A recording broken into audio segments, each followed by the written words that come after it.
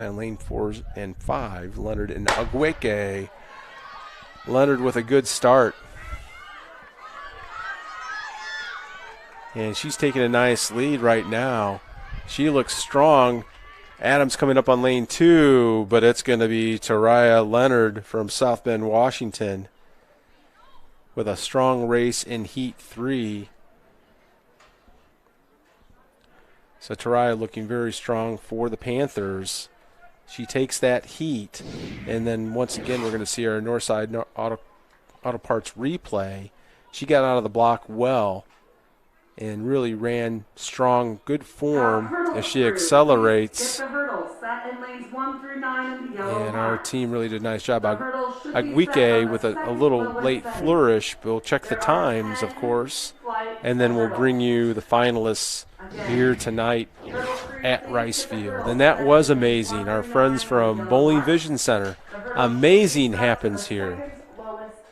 And, of course, Michiana Morning, showcasing Michiana businesses. Please contact our executive producer, Gary Martin. He will set you up with an expertly produced video that showcases your business to a wide audience in Michiana on ABC 57 at noon and 12:30 on Saturdays. So we'll move on next as the track and field teams get the hurdles onto the track, and they're doing so in very fine, prompt fashion. As we said, we'll bring you the boys' action tomorrow night here at Rice Field, and there's a pole vault. And the Penn Kingsmen with a nice vault right there. And that was amazing. Our friends from Bowling Vision Center.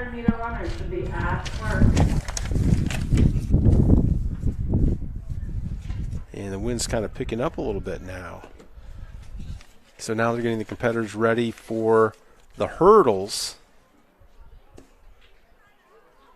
And Liliana Orban Perez from Marion's in lane 1. Melinda Kiner from Penn in lane 2. Sienna O'Connor from Bremen in lane 3. Adriana Swanson from Washington in lane 4. Irene Martinez Badia from Jimtown in lane 5. Teresa Alvarez from Riley in lane 6. And Peyton Mason from Marion. She'll be in lane 7. The leader on this is Swanson with a very strong, and I remember her, 14.48.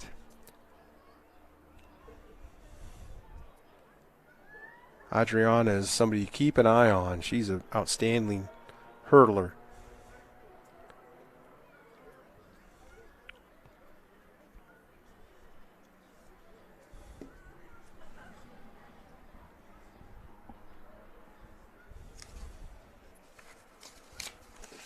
And we'll try to make sure we make it through all the other competitors in the other events tonight for you. You're seeing some of the high jump. And again, a lot of high jumpers and long jumpers in particular, they'll be sprinters or hurdlers. So sometimes you take a break just because that athlete has to compete in the running event as she is competing in one of those field events. Particularly long jumpers. A lot of long jumpers are sprinters.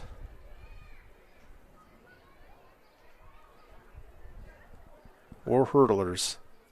Swanson is really an outstanding hurdler from Washington, so we'll keep a good eye on her. She's in lane 4. And again, you just want to basically step over the hurdle. You want to keep your form, and there's a specific amount of steps between each hurdle or strides. And you always have a hurdle leg and the trail leg that you go off of. And these athletes, they spend a lot of time training for this event. It's a dash running over barriers. Here they go. And there goes Swanson. Clean start. She looks so good. Just beautiful form. Same number of strides. Clipped one hurdle, but that's not going to stop her. And Swanson with a resounding victory in this heat. We'll see who finishes second. It was tight, But Swanson with a clean race, just one little clip. That was heat 1. But that didn't slow her down too much. Here's the replay on Michiana video. Again, she just comes off so wonderfully out of the blocks, and then so consistent on how she strides between each set of hurdles. And just a very smooth race. She just clipped one hurdle on the next to last set, but she did an outstanding job. So she wins this heat. She'll be easily into the finals and the prohibitive favorite, but you never know. That's why you run the race. And we're going to have a limited amount of competitors here in Heat 2. Laney Eater from St. Joseph in Lane 3. Variah Williams from Adams in Lane 4. Abby Wittrock from Riley in Lane 5. Elliot DePiro from Jimtown is in Lane 6. And Britton Whitmer from John Glenn High School is in Lane 7. So 5 competitors here. Williams from Adams with the lead seed time of 16.57.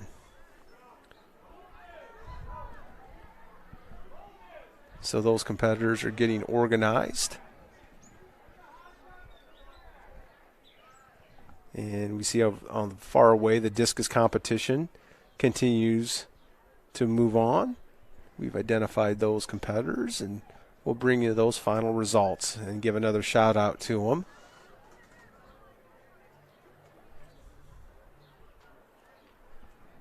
And we'll identify the winners, of course, of all the field events and all the running events tonight, and keep track of the team score as best we can.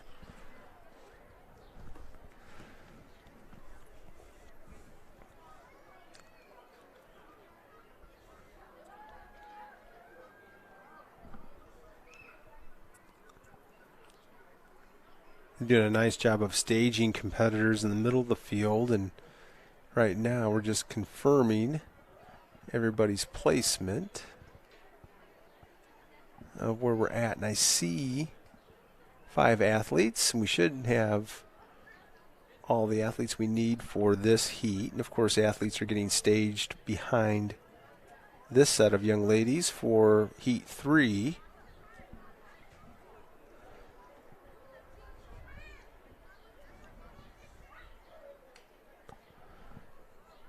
Easy to stay warm tonight. It's balmy. It's hazy. It's a beautiful spring day in Elkhart. A Chamber of Commerce day, as would be stated by my friend LaVon Johnson, Executive Director of the Elkhart Chamber of Commerce.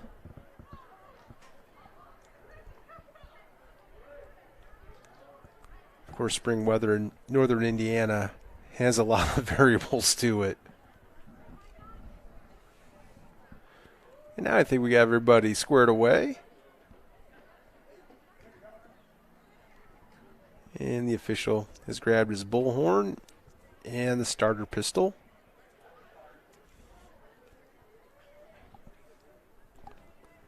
And the competitors in the blocks.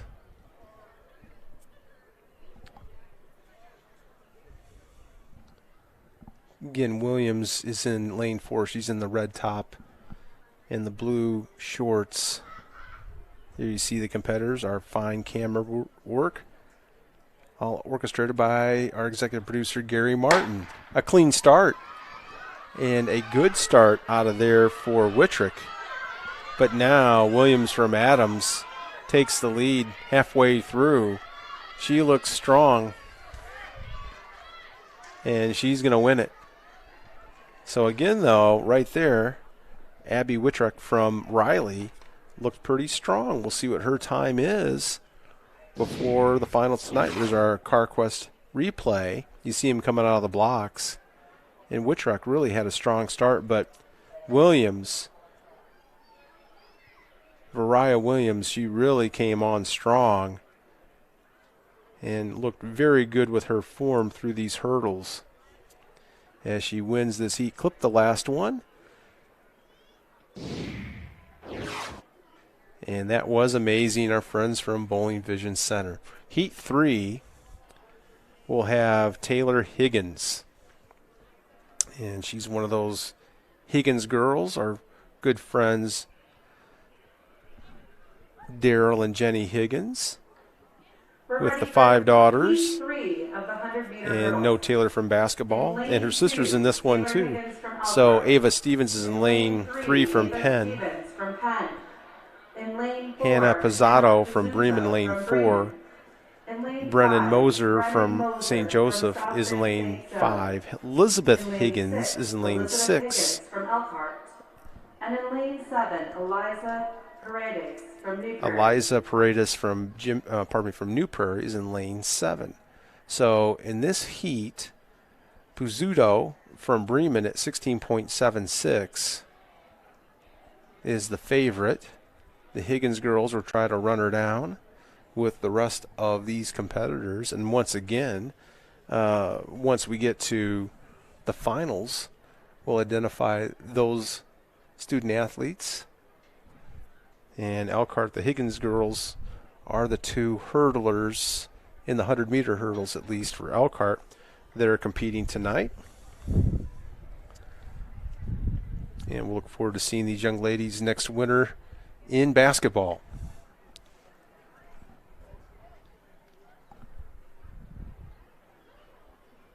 So Taylor in lane 2. Elizabeth is in lane 6.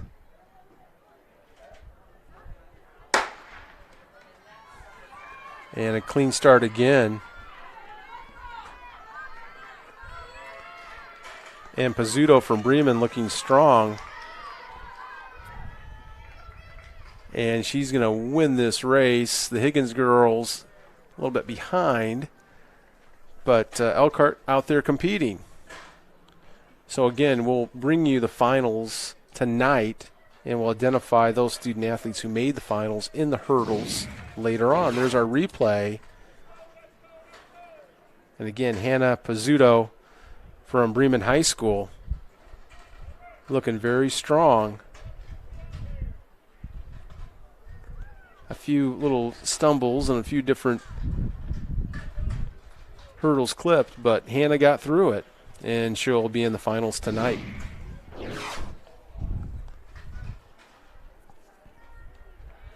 And then we'll get the hurdles off the track, which has already been accomplished, and we'll move on then to the 200-meter dash. Hurdle crew did an amazing job clearing the track. They did a wonderful job tonight. This is the 3rd and final call for the 200-meter So dash. the field events continue to progress here in the high jump and long jump pole vault at the north end of Rice Field. Of course, you have those competitors. Long jump, you have 3 prelim jumps, and usually they cut it down to 9, and then you get 3 more jumps in the pole vault. And high jump, of course, you go by misses and height adjustment as it goes up.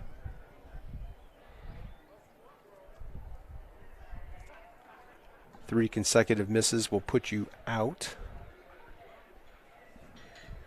in both events.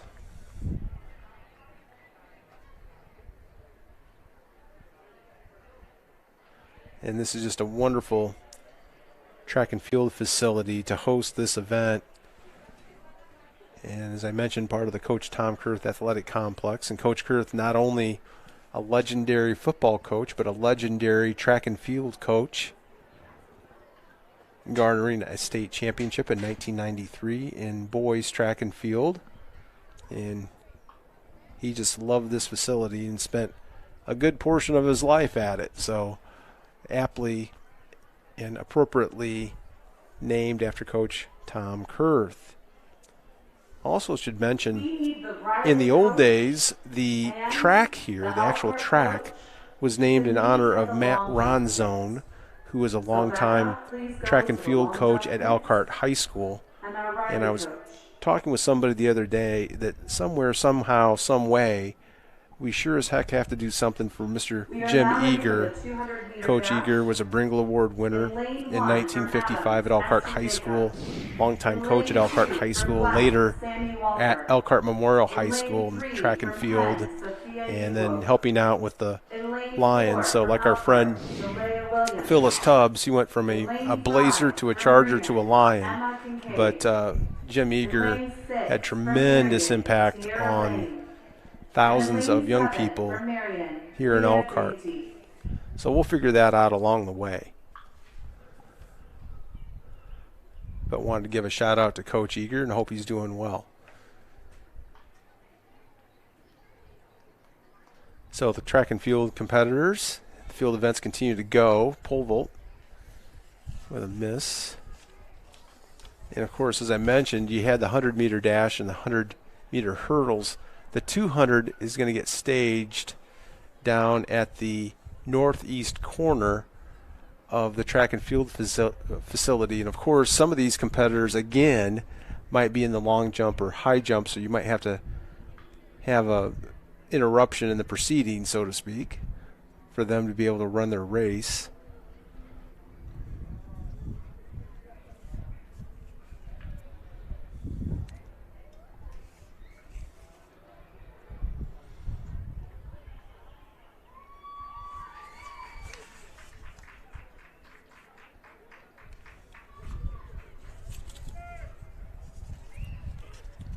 And we're going to get ready pretty quick here for the 200 meters, so we want to make sure we give you those competitors.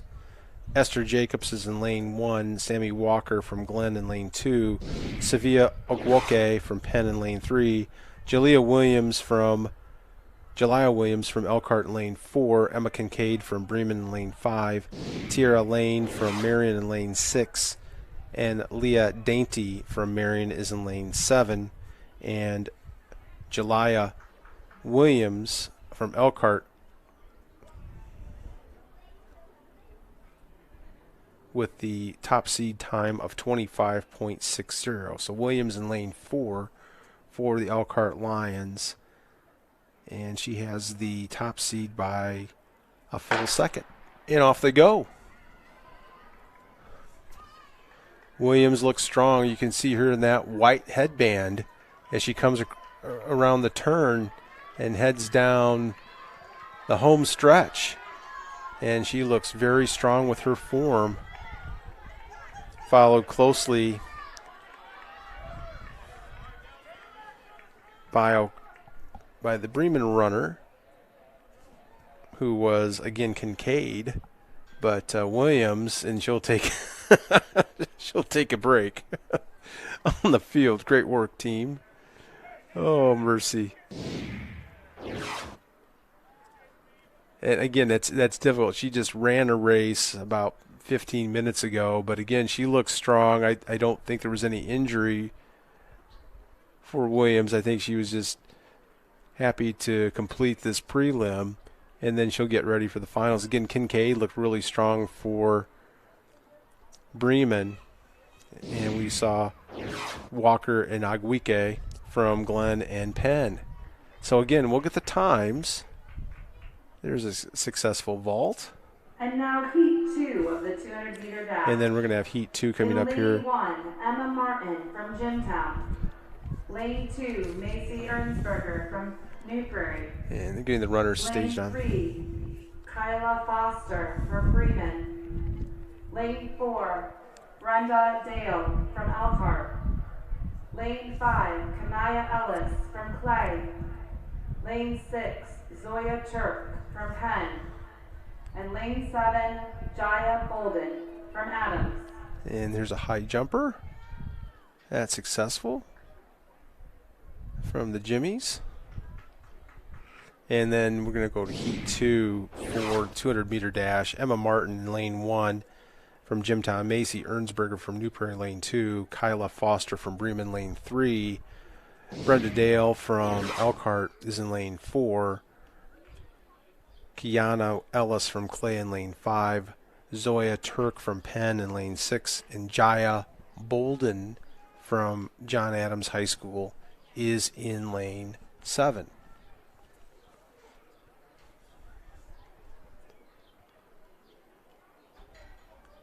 And we see a competitor from Bremen in the pole vault, waiting to get the bar set on the stanchions.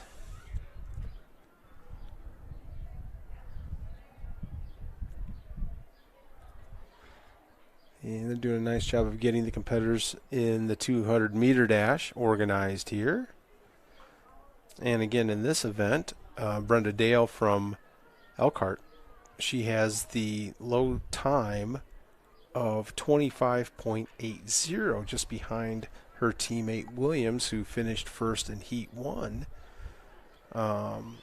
So Brenda would look to be the favorite in this heat, but once again, it's all by time.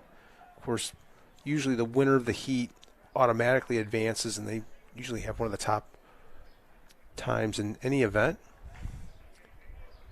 And a clean start.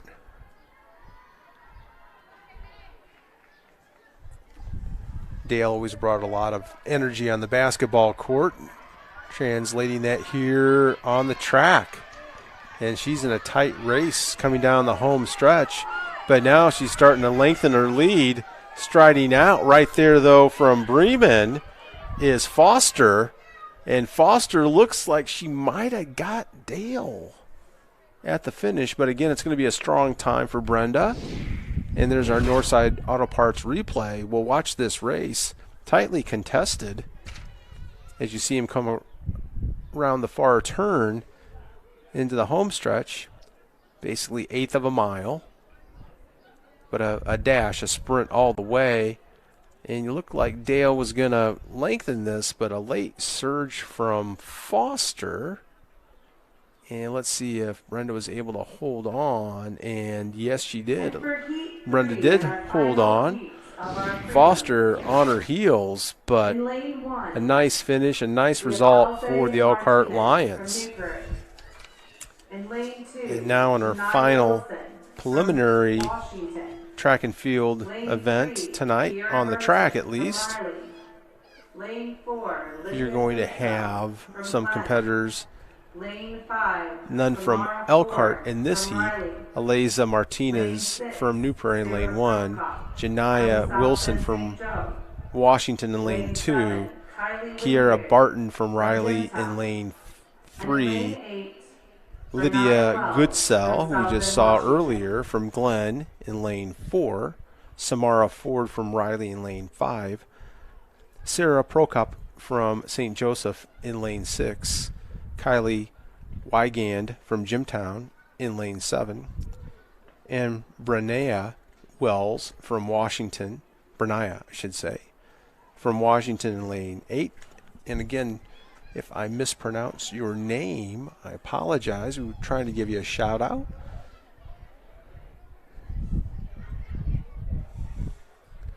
Yeah, I think that's Brenaya. So in this event, Goodsell at 25.99, just slightly ahead of Ford at 26.28. They'll be in lanes 4 and 5. As we continue to monitor the field events here at the NIC Girls Track and Field Championship.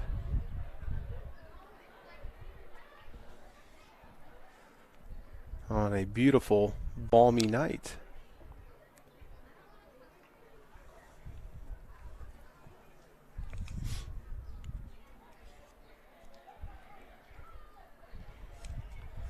As I mentioned, the finals are slated to begin at 7 p.m.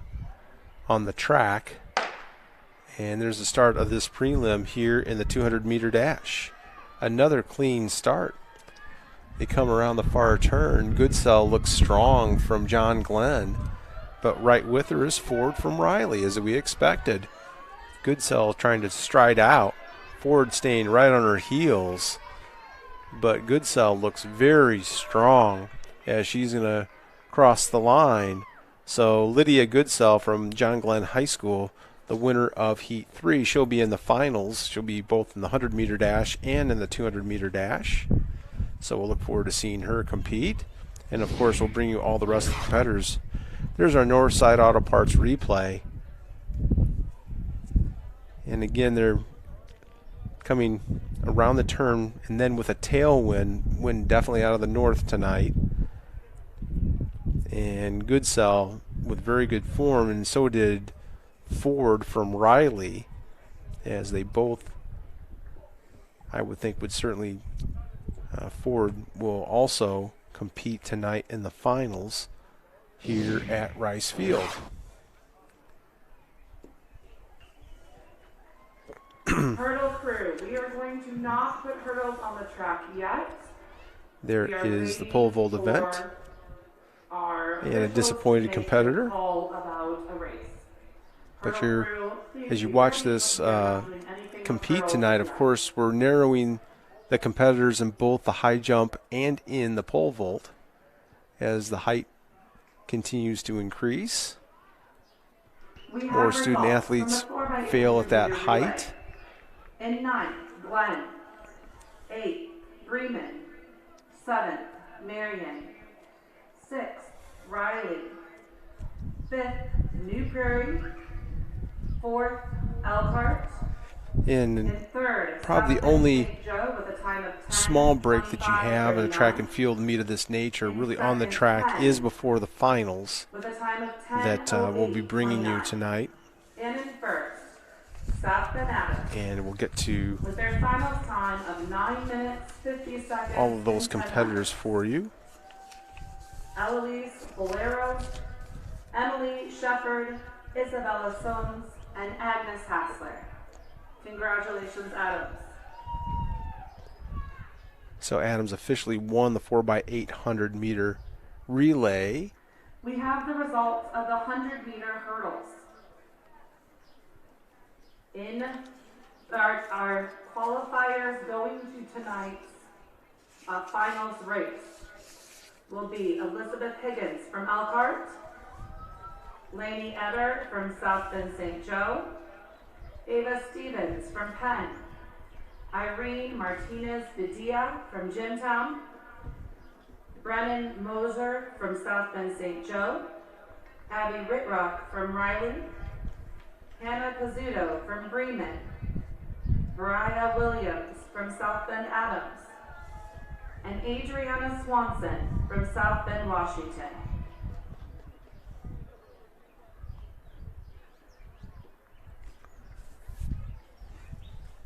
So once again, you continue to watch the high jump competition now.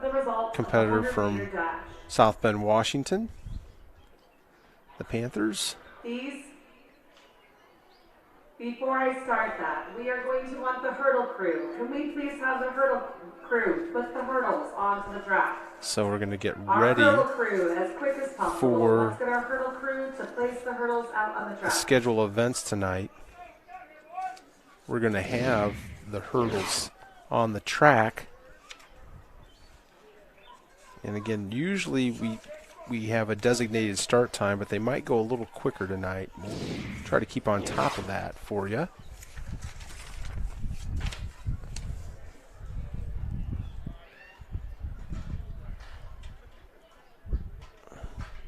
And it looks like usually, we'll get that for you in just a moment.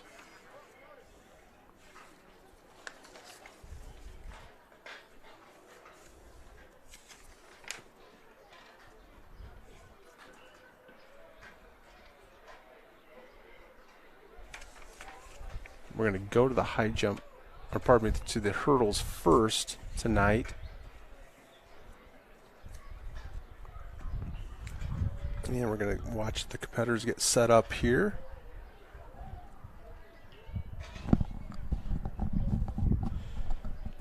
And I'm just to let folks know, you're going to watch some competition. I'm going to check on getting some results next door. Keith will be here a little bit later, but we'll bring you all the exciting video, and I'll be back in just a moment.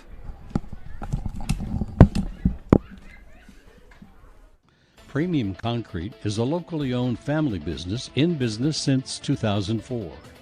We're located just across the Elkhart River from Tom Kurth Field at 712 Richmond Street.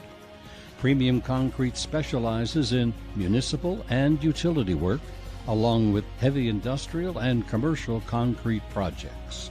We're a proud member and supporter of this outstanding and diverse school system and community. Premium Concrete.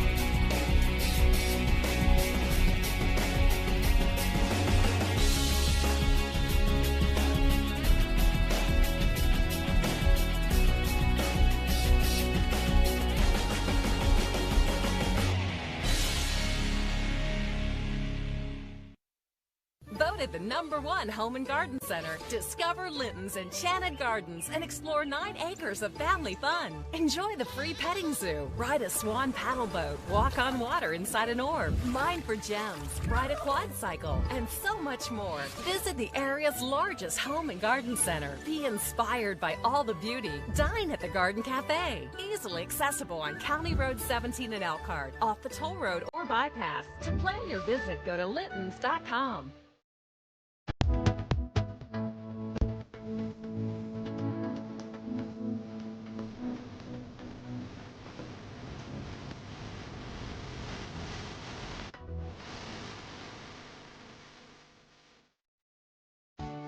At OSMC, we're surgical and non-surgical experts for your bones, joints, muscles, and more.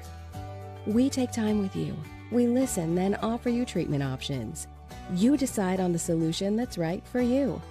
This straightforward approach sets OSMC apart. It's the way to care. Visit osmc.com or call to make your appointment with the Orthopedic and Sports Medicine Center at any of our 6 Michiana locations. Hey, welcome to One Stop Furniture and Mattress. You've come to the right place. Here at One Stop Furniture, we offer everything from dining rooms, living rooms, bedrooms, including mattresses, and so much more. We really are your one-stop shop for all of your home needs. And your biggest benefit, besides excellent prices, we hold inventory of most items and we'll sell to you straight off the showroom floor. No waiting months for your order. Give us a call at 574-322-2012. You've decided it's time for your kitchen remodel, and the next step is to call Modern Kitchen. We'll create a kitchen as special as you and your family's need, your personal style, giving you a whole new living experience. It becomes your family time, gather with your neighbors time, or just you time. From planning to completion, Modern Kitchen makes your project hassle-free, so you can redesign, remodel, and relax. Today's coverage is brought to you by Sanders Pianowski, legal solutions that work, and Premium Concrete Services, your go-to concrete contractors.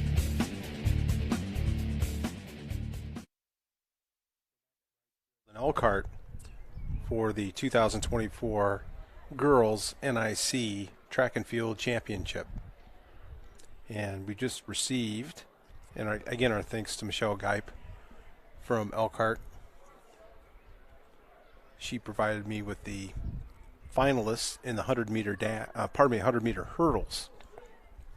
And the competitors right now are not down at the start line. It looked like we might alter the program a little bit by starting. There's the Elkhart competitor in a pole vault. We'll keep an eye on her.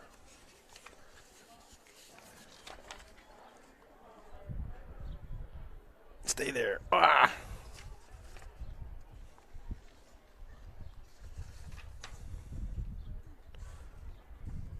Pole vault, very difficult sport. It takes a lot of speed, strength, and basically some gymnastic ability to be able to do that type of agility to get enough momentum to propel yourself over that bar. I mentioned Elkhart has 2 competitors, Madeline Collins and Kyla Albright, in the pole vault tonight, and they're both pretty highly seeded, so should place, I hope. And here she is again.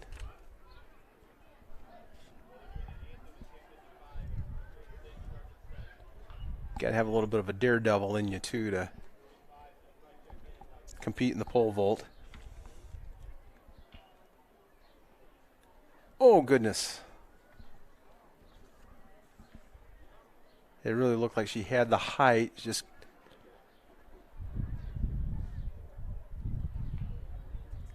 got her bottom brushing the bar.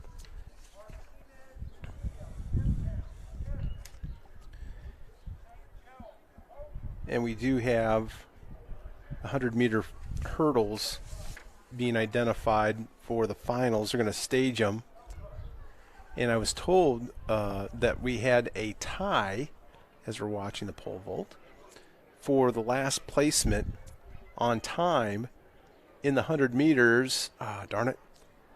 And so they're going to have a race between two girls, the way I understand it, to see who gets the last spot.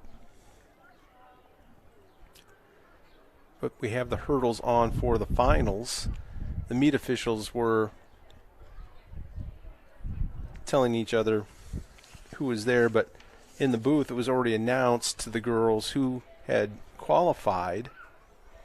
And basically it's Irene Martinez Badia from Jimtown, Lainey Eder from St. Joseph, Brennan Moser from St. Joseph, Hannah Pizzuto, I should say, Hannah from Bremen, Adriana Swanson from Washington, Variah Williams from Adams, Abby Wittrock from Riley, Ava Stevens from Penn, and Elizabeth Higgins from Elkhart. And as I mentioned, what they're going to do actually for the 100-meter dash is they're going to have basically two races which are finals because two of the competitors tied. So then they'll place them by your time.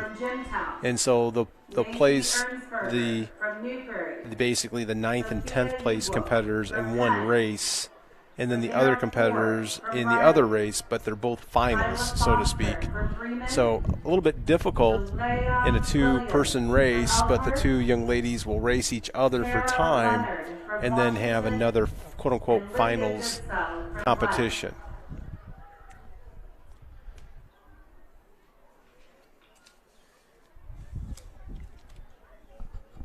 We have the results of the 200-meter dash. Running tonight in finals will be Kiera Burton from Riley, Zoya Turk from Penn, Kylie Wingand from Jimtown, Emma Kincaid from Bremen, Kyla Foster from Bremen, Samara Ford from Riley. And once again, we look like having a little bit of a break in the action. I don't really see any of the hurdles competitors getting there, so we're going to take a break and then we'll come back. Image Motors in Elkhart and Mishawaka. We pay cash for your car. We sell clean, service cars that you can depend on. You can find us in Elkhart on State Road 19 and in Mishawaka on McKinley Avenue. Image Motors. See us today.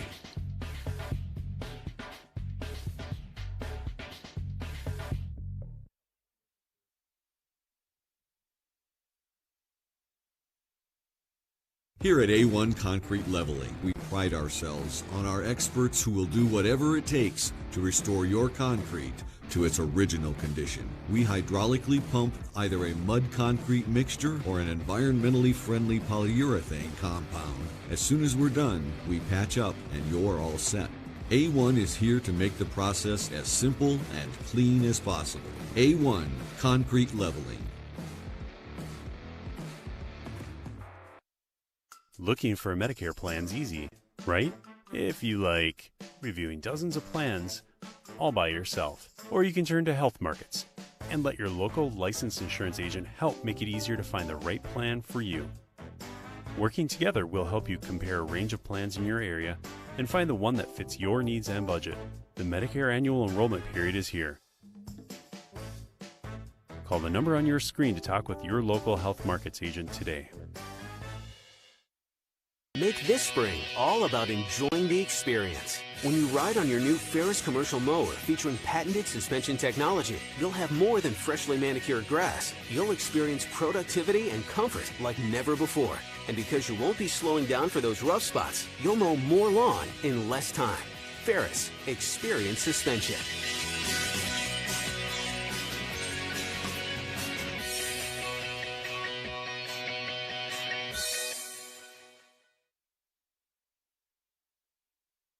Premium Concrete is a locally owned family business in business since 2004.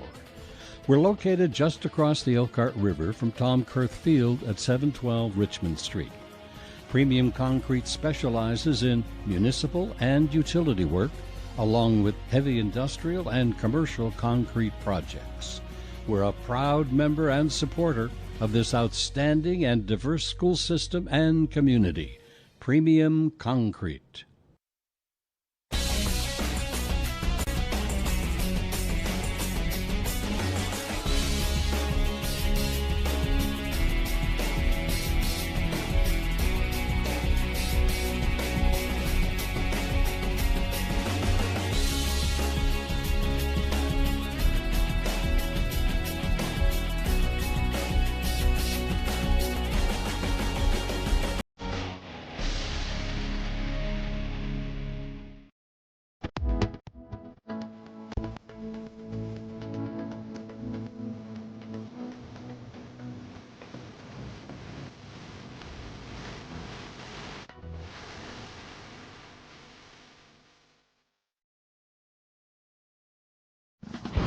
Today's coverage is brought to you by Northside Auto CarQuest, Elkhart's auto repair experts, and by Modern Kitchen, redesign, remodel, and relax.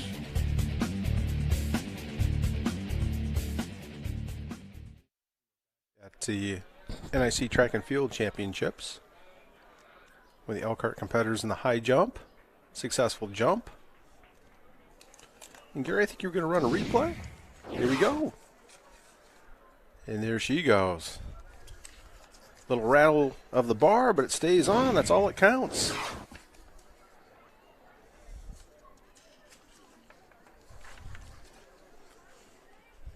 So Elkhart, and again the competitors are dwindling in the high jump.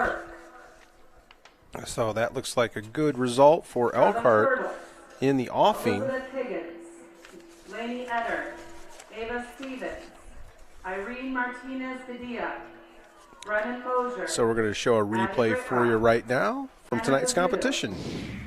Mariah Williams and Adriana Swanson. Those High above that bar. Clerk. And that's a competitor from South Bend, Washington.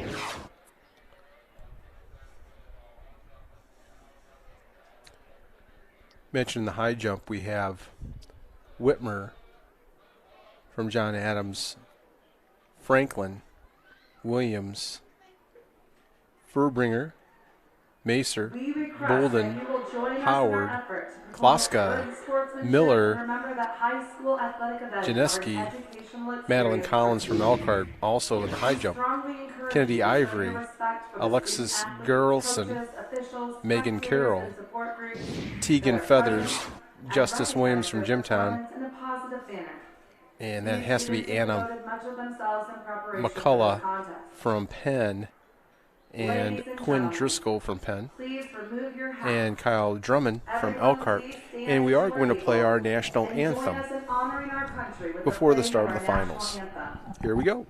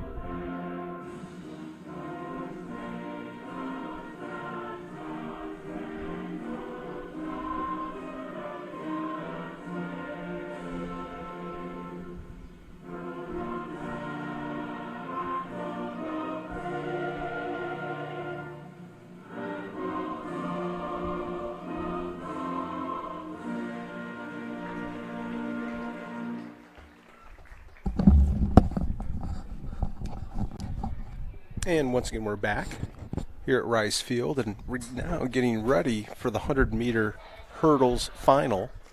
Thank you very much. And we'll be able to give you now a complete sheet of the finalists, including scratches. So we thank Michelle Geip and the crew from Elkhart High School running this meet to provide that information to us so we can present it to you on Michiana Video.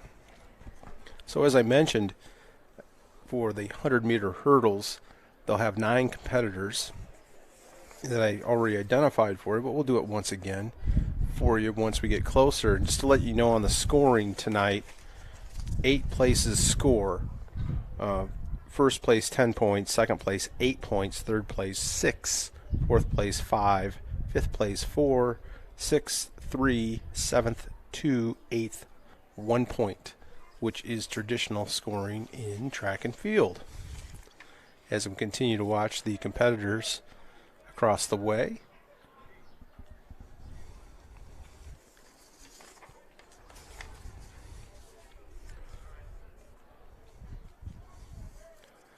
we had the national anthem as a prelude to the finals tonight.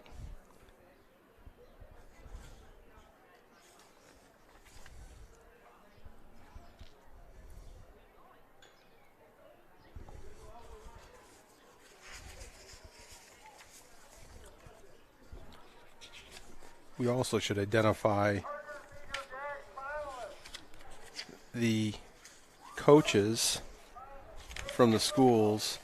For Bremen, Mark Yoder; Elkhart, Becca Shank; Glenn, Kelly Stanley; Jimtown, Kenny Kern; Marion, Jason Franstead; New Prairie, Jason Leinig; Penn, Melissa Danner; Adams, Savino Rivera; Clay, Aaron White, St. Joseph, Mike McCarthy; Riley, Carl Columbus; and Washington, Adrian Swanson.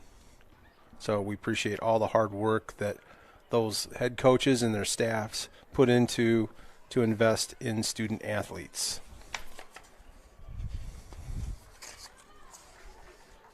And we're going to get underway here momentarily as we watch the hurdles finalists get ready in the blocks.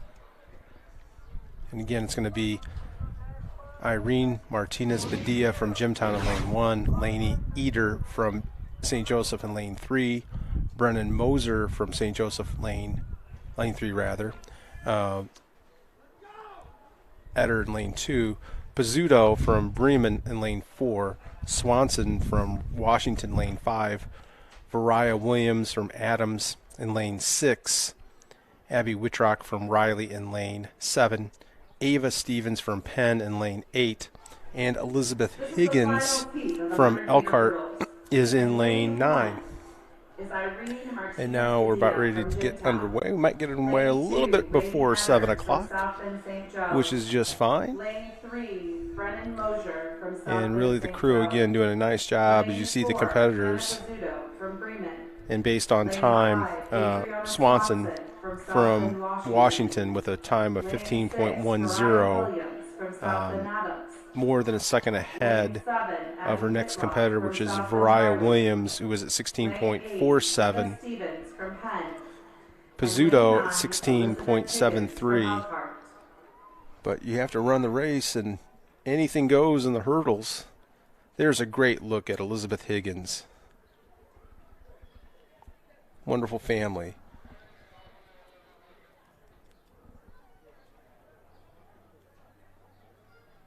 So hopefully Elizabeth can get on the board for Elkhart in this event.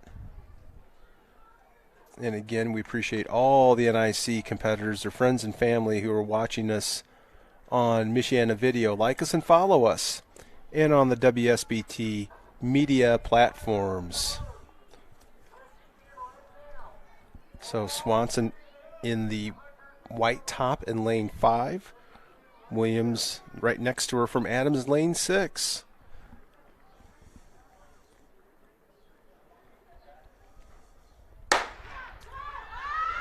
Swanson with another good start. She just looks very smooth. just clipped a hurdle, slowed her down, but she regained her balance. And she's going to win this easily, but a great example of poise right there by Adriana Swanson. She really stumbled, almost fell, regained her balance. I can't wait to watch this CarQuest Auto Parts replay as Swanson wins the 100-meter hurdles. Here we go. Off to such a wonderful start. She looks so clean, and then right here she clipped that hurdle, barely gets over the next one, keeps her stride. Oh my goodness. What a competitor, what a performance. Swanson repeats as NIC champion in the 100-meter hurdles. My goodness. We'll get the placements for you. And that was amazing, our friends from Bowling Vision Center. And quite frankly, I lost track a little bit of Elizabeth because I was watching Swanson stumble over that hurdle already. My goodness, we had some drama here at Rice Field. But Adriana Swanson from Washington, what a tremendous performance to keep her balance and finish the race. And, of course, she has higher aspirations in the tournament series, and she won't be able to do that, but a learning experience, but a winning one for the young lady from South Bend, Washington High School. Now, once again, the next finals is interesting because it's the 100-meter dash, which we ran by time, of course. So the two girls, Brendea Dale and Kiera Burton, both had a time of 12.84 in the prelim. So they're going to run against each other in the first section of finals, as you call it, when you run two races on time, two or more. And then you'll have the other competitors run right after them. And again, they're really tightly bunched. So this is interesting because the actual lead time is Goodsell from John Glenn at 12.38. But again, it's all about scoring. So for Dale, if she can crack into the top 8 on time and score some points for Elkhart, that would be great. Her teammate, Jelia Williams, will run in the next heat. And again, she was just behind Goodsell. And again, to some degree, you wonder that she was just trying to run a steady race to qualify, because basically she has to run the 100 prelim, the 200 prelim, then to get to the finals. So that's going to be an exciting race right after this one. And of course, based on what happened in the prelims, you expect this to be pretty tight between Burton and Dale, since they ran for an identical time in the prelims. This is Heat 1 of the finals of the 100-meter dash. So the girls will get into the blocks. Lane 5, we have Kiera Burton. And in lane 6, we have Brendaya Dale from Elkhart.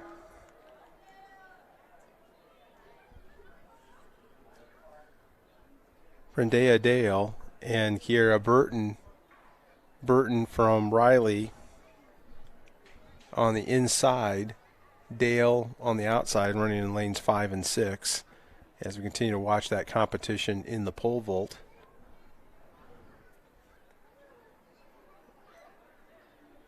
And a clean start. Burton comes out a little bit quicker. Dale trying to catch her.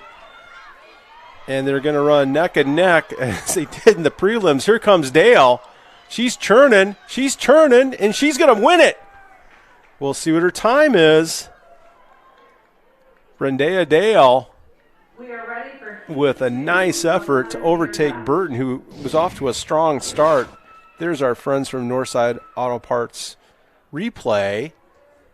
And here comes Dale and catches her and holds her off at the end.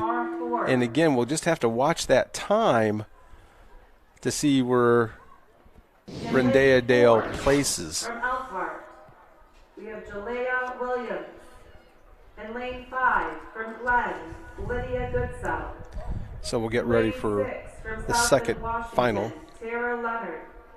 In lane 7 from Bremen, Kyla Foster.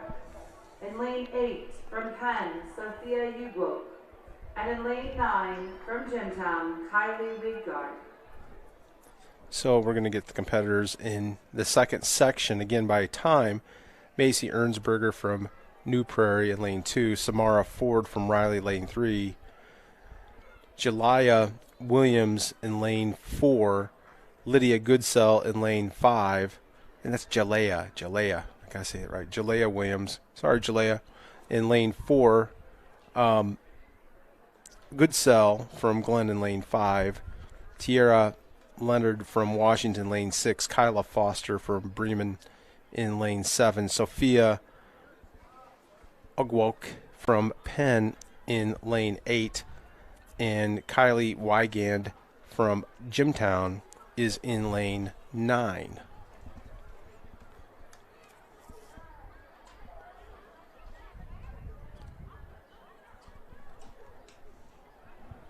And we'll get underway momentarily here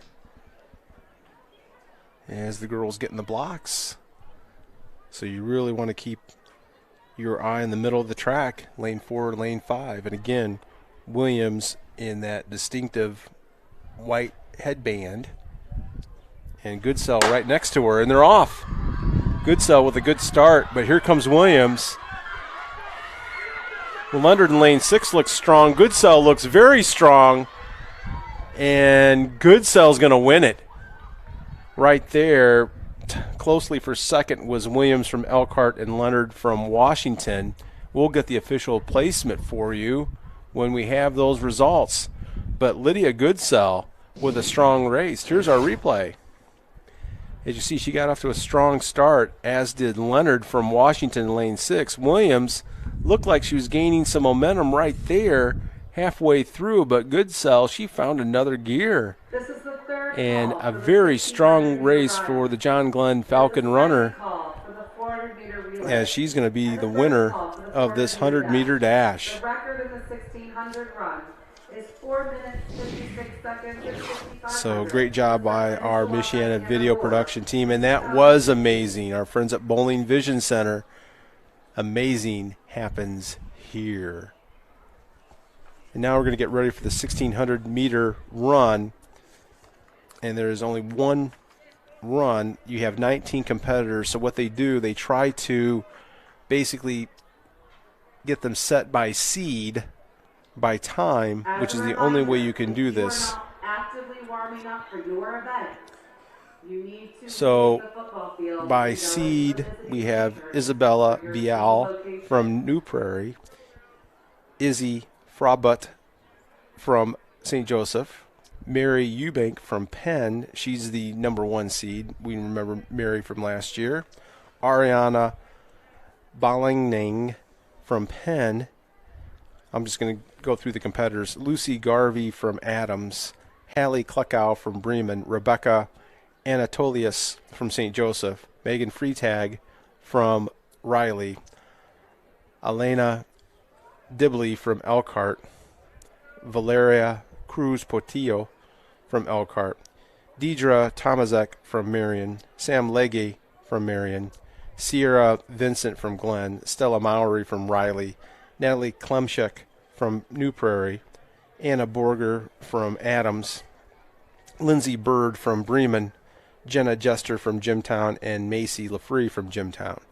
And again, the lead seeded runner is Mary Eubank from Penn. Mary has a 5:11.64, which by seed puts her well ahead of Bial and Frabut. And Izzy, I'm sorry if I got your last name wrong, but we'll figure it out. That might be Frabut. So the metric mile is actually 1,500. They run 1,600 in high school. This is easier for 4 laps around to set the runners and then to finish them. And this is actually closer to the actual mile. The 1500 is less than a mile. Everyone always wants to remember the breaking the 4-minute barrier in the mile. Roger Bannister on the men's side.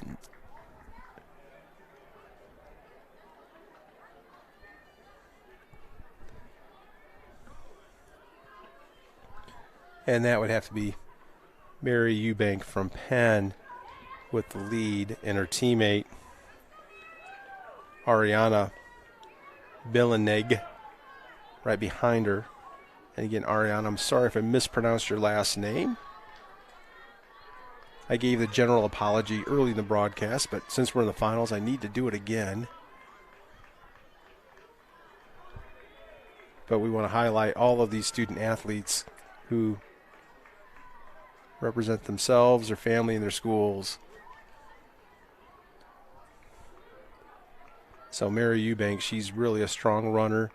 Again, forecasted for big things during the tournament series this year in Indiana. As she opens up a lengthy lead here in the 1600.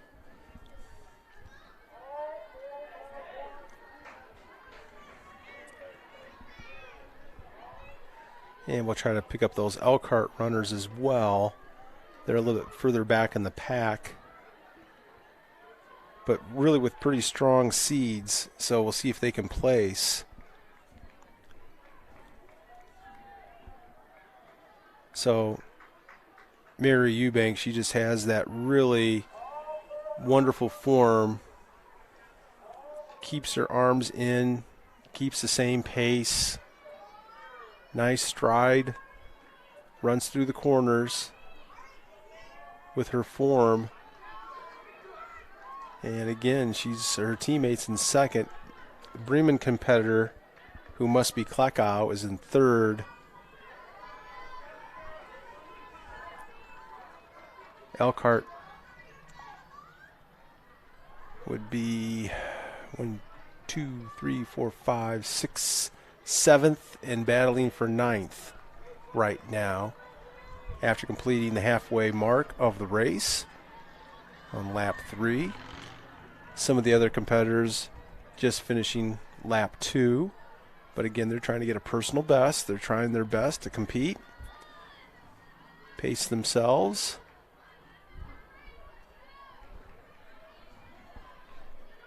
And there she is. She just looks very strong. I just love the way she runs.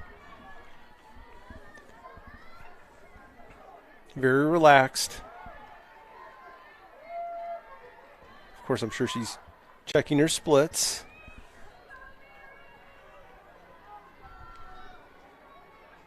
And again, Penn running 1-2 here.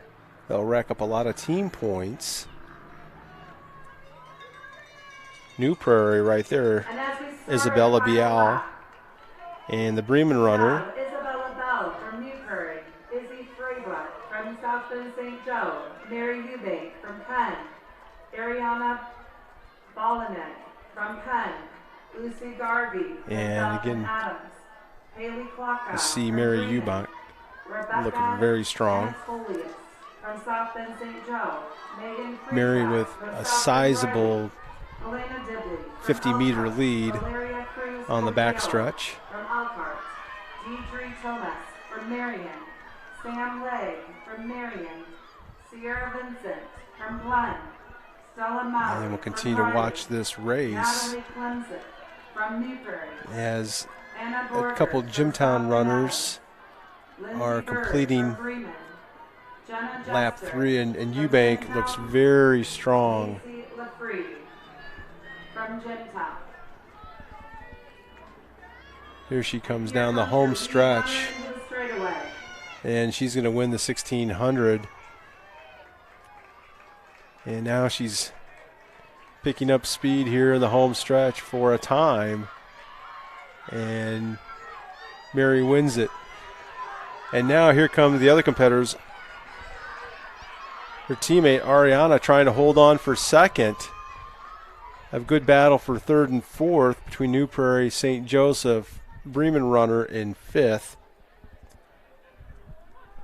And we'll pick up the rest of the competitors here. We know 5 have finished and placed. Elkhart now trying to hold on.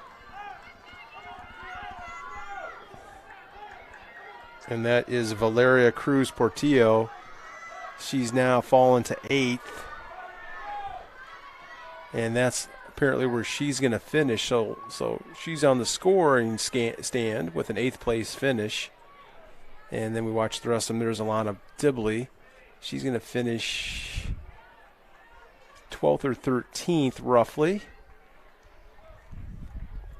A lot of running Dibleys through Elkhart High School history. And now we'll watch the rest of the competitors in the 1600 finish their race. And again, Mary Eubank from Penn High School with another outstanding effort and another championship here in the NIC championship meet. And we look across the far side here. Field event still progressing. Discus still going on. And again, usually what happens, you'll have the top 10. After every competitor gets 3 throws, the top 10 would advance for 3 more. Pardon me, top 9, because you place 8, would get 3 more throws and then take your best throw out of the 6 for placement. So discus still going on.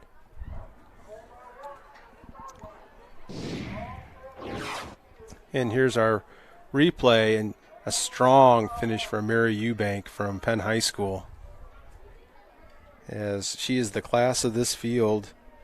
And again, big aspirations for her in the tournament series beginning next week with sectional. Our next event, once we complete the 1600, which I think we now have, will be the girls 4x100 meter relay.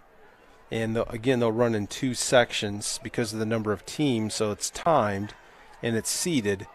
So in section 1, you'll have John Glenn, New Prairie, and South Bend Clay run for time. And then the other 8 teams will run, or pardon me, 9 teams will run in section 2. So in section 1, John Glenn will have Sophie Minnick, Kirkland Miller, Britton Whitmer, and Leyland Lowry. New Prairie will run Macy Ernsberger, Aleza Martinez, Aleza Paredes, and Aubrey Shellstraight. And then Clay will run Kiana Ellis, Kira Miller, Tanisha Chambers, and Felicity Rutherford. And now the meet officials are giving some instructions to the teams. And of course, you'll have to place them at the various exchange zones for their respective 100 meters. As we watch some more field event competition, New Prairie competitor.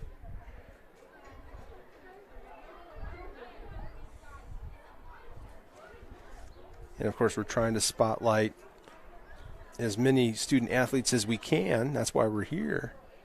And once again, we want to thank all of our friends, all of our sponsors as they stream across your screen, as you see some commercial breaks that we have tonight for their support of Michiana Video, which supports Elkhart High School athletics, and of course really supports Michiana athletics, because we're able to showcase all the other teams that Elkhart competes against when we bring you this exciting action. And once again, we'll be back here tomorrow night for the boys NIC championship in track and field. And then on Friday, for example, we'll be over at Elkhart High School for a baseball game, as the Valparaiso Vikings will visit Elkhart High School and take on the Lions. So once again, they're trying to get the competitors staged for the 4x100 meter relay. And our Michiana Video production crew has been showing you field events all night as well, to show you all the competitors. And as we have final results, we'll bring those to you during our coverage of this wonderful championship meet.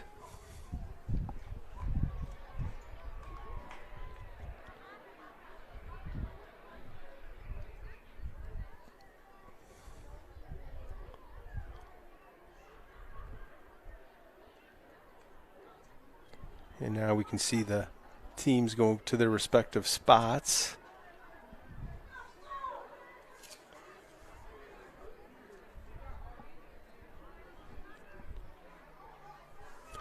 The record in the 4x1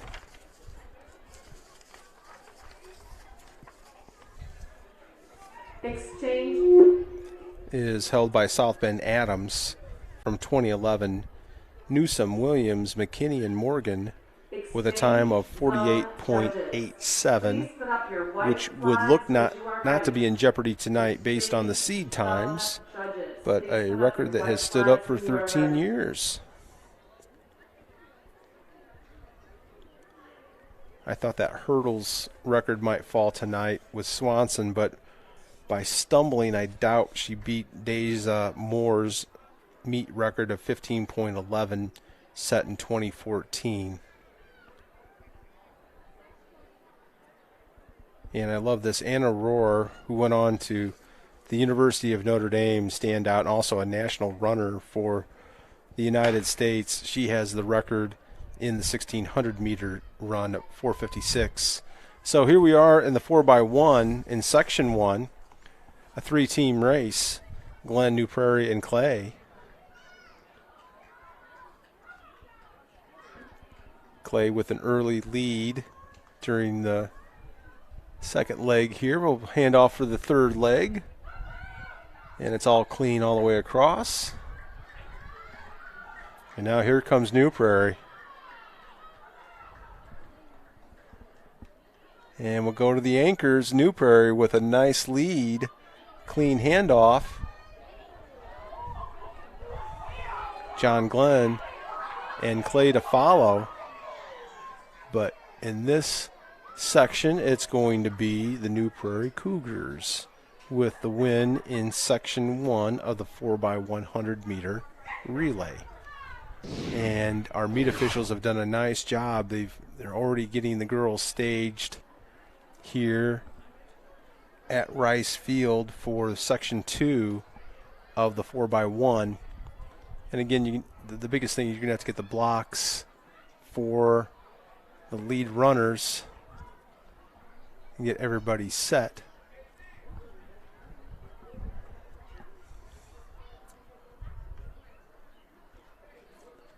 Just waiting to get the approval for the competitors to come onto the track, and here they come. And in this event, I'll just go by team and last names. You have Jimtown with Williams, Jackson, Martin, and Wygand. Elkhart, Brown, Wieselhoft, Dale, and Williams. St. Joseph with Prokop, Gobin, Moser, and Carrasco. Washington with Leonard, Wilson, Ivory, and Swanson. John Adams with Cruz, Bolden, Jacobs, Sones. Riley with Ford, Burton, Wittrock, and Johnson. Penn with Malone, Driscoll, Turk, and Ogwake. And Bremen with O'Connor, Pizzuto, Salhoff, and Leiby. Marion with Dainty, Masao, Pittman, and Lane.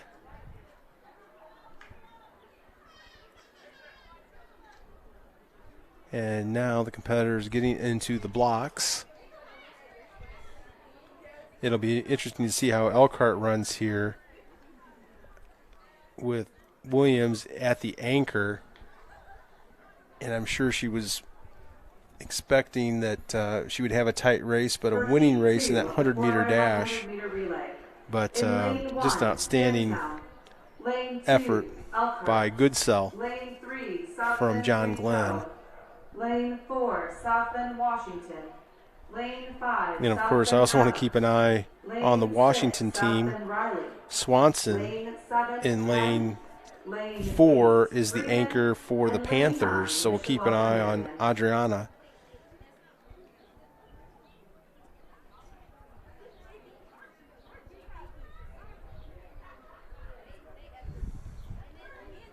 So by time in this section, it is tight.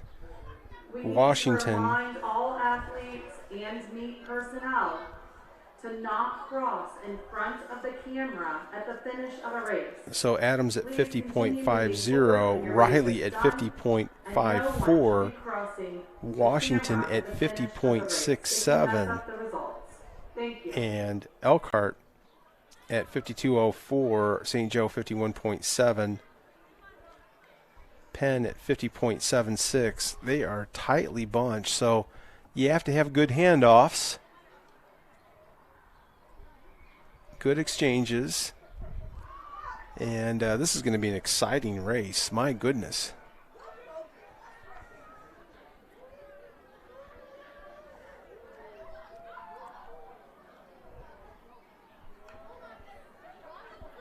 And getting everybody set.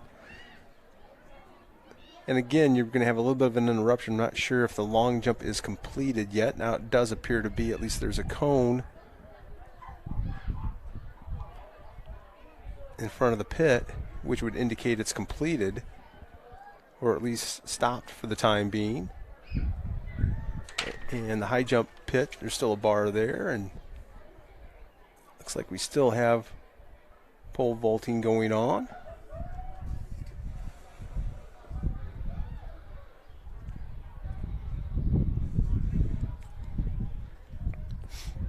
Wind continuing to come out of the north. Now it looks like it's gusting a little bit more. As I mentioned, on the back stretch, it'll be a headwind.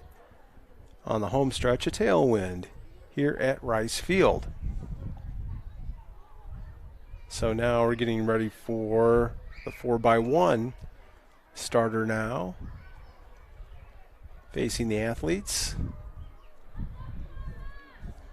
Elkhart is in lane 2 once again, but my goodness, a tight competition expected in this relay, and relays are always a lot of fun. Got to get that baton all the way around the track. A clean start as they race around the far turn for the second leg. And they are still bunched. And, of course, you also have to run the stagger.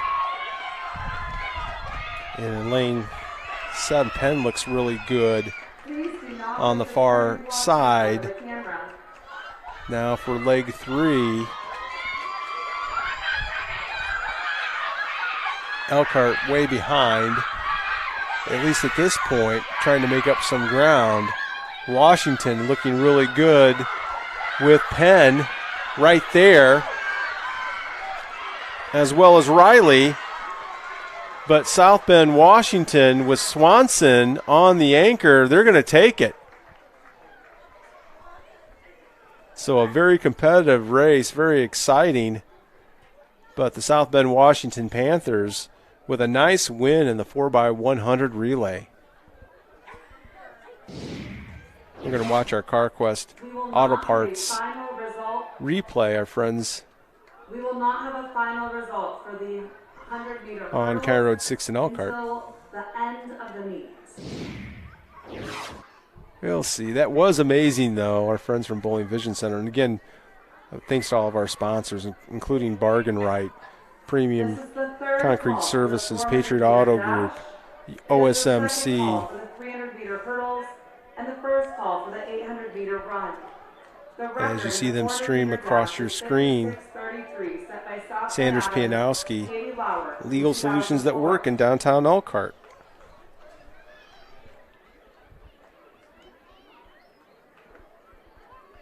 Rita, reason enough to act. And now we're going to have a good replay here for you.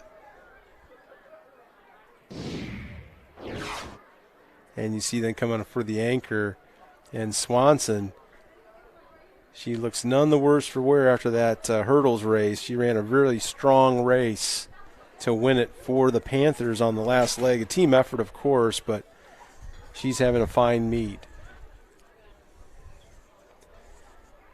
And we'll bring you some results here as we're going to get ready for our next event, which will be, again, a timed event, a 400-meter dash. It's going to have 3 sections to it.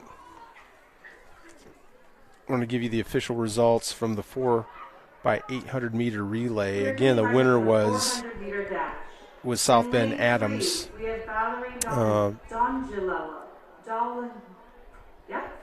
Bullero, Shepard, Sones, and Hassler with a time of 9:50.10. They made tremendous improvement and ran a strong race. Penn finished in second, St. Joseph in third, Penn, Nash, Morgan, Smith, and Mbianda. St. Joseph with Trenery, Lutz, Richard, and Frick finished in third. Elkhart finished fourth. Dibley, Megan Grasti, Roselle Robles, Valeria Cruz Portillo, 10:32.01. Good running, girls. New Prairie, Kaiskowski, Rice, Landschwit, and Sanford finished fifth. Riley, Maury, Butts, Wittrock, and Chapin finished sixth. Marion, Tomaszek, Castro, Leggy, and Henry finishing seventh. Bremen, Hartzell, Bird, Stein, and Barber finished eighth. Glenn, Napper, Stevens, Courtney, and Vincent finished in ninth. And we're getting ready again for these sections of the 400 meters. In this one, there are 5 competitors one time around the track. Valerie Dundelinger from Marion, Carmen Stone from Jimtown, Shay Manley from New Prairie, Felicity Rutherford from Clay, Jenna Chapin from Riley. And again, they're running on seeds, and so they'll run 3 sections and then place the runners 1 through 8.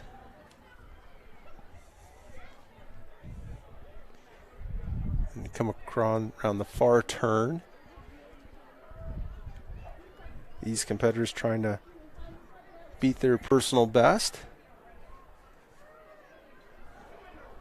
Manley from New Prairie in lane 5 with a sizable lead. She's trying to hold her form and sprint the last 50 meters now.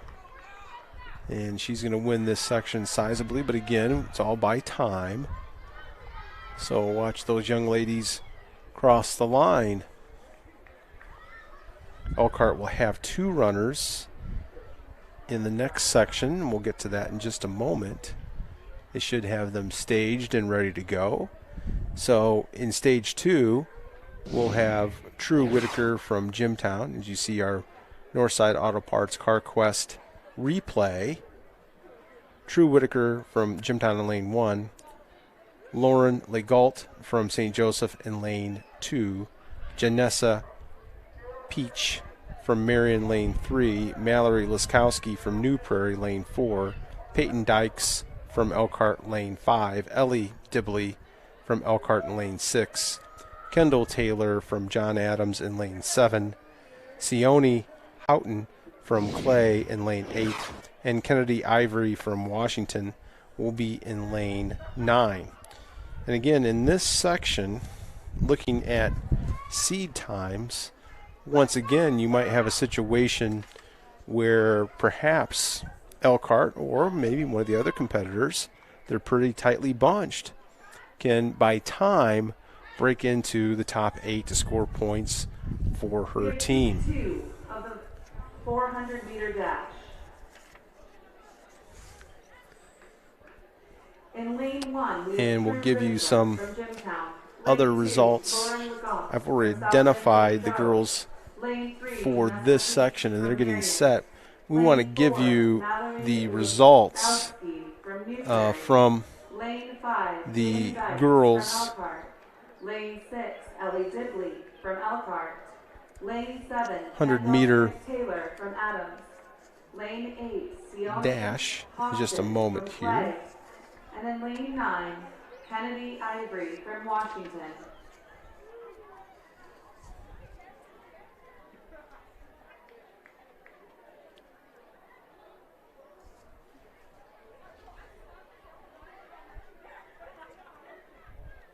And that's really interesting. And I miscalled it, and I apologize to Williams based on my angle. I thought Goodsell got her, but hey, huge congratulations to Jalaya Williams from Elkhart for her win in the 100-meter dash at 12.39. I thought Goodsell had her, but she didn't. Goodsell actually was nosed out by Ford in lane 2 at 12.57. Goodsell 12.58. Leonard basically at 12.71, finishing in fourth. Foster 12.77. Wygand from Jimtown. And then this is interesting. Ernsberger and Dale with identical times of 12.86. So they split basically 3 points to collect it. So good going by Brendea Dale to break into the column. And again, huge congratulations to Williams. I'm sorry, July. I flat thought that Lydia Goodsell nosed you out based on my angle. So congratulations for a great win in the 100-meter dash. Now we're in the 400. We identified those competitors to you as they're on the far side now, coming around turn 3.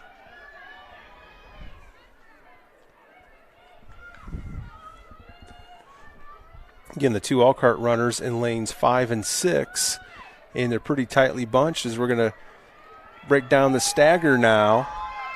And there they are. How about that? Elkhart with a strong race.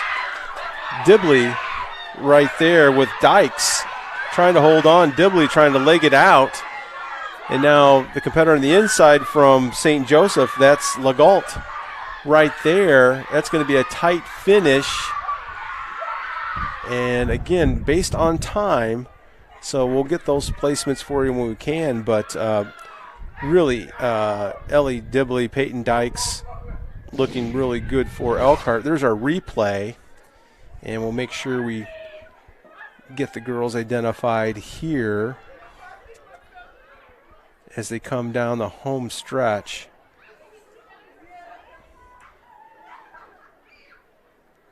And a really competitive race.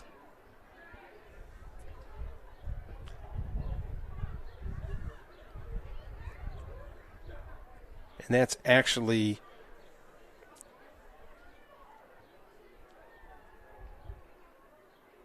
a really strong race by Elkhart. We'll get everybody placed. And now the shadows have kind of taken over here in Elkhart, so good running by the Elkhart competitors. Legault may have won it on time. We'll see. And Mallory Laskowski from New Prairie also came on strong. So a good competitive heat in the 400. Next we're going to have section 3, which is Julie Ashley of Riley in lane 1, Sophie Sharp from Penn in lane 2, Isabella Sones from Adams in lane 3, Shelby Miller from John Glenn in lane 4, Emma Kincaid from Bremen, lane 5, Taraya Leonard from Washington, lane 6, Macy Gableman from Penn in lane 7, Michelle Carter from St. Joseph in lane 8, and Sammy Walker of John Glenn in lane 9.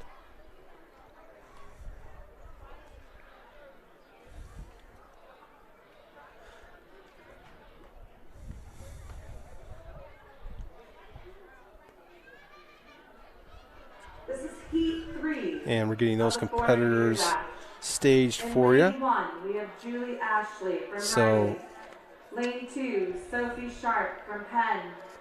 Lane just a 3, wonderful Isabella result. Soons from Adams.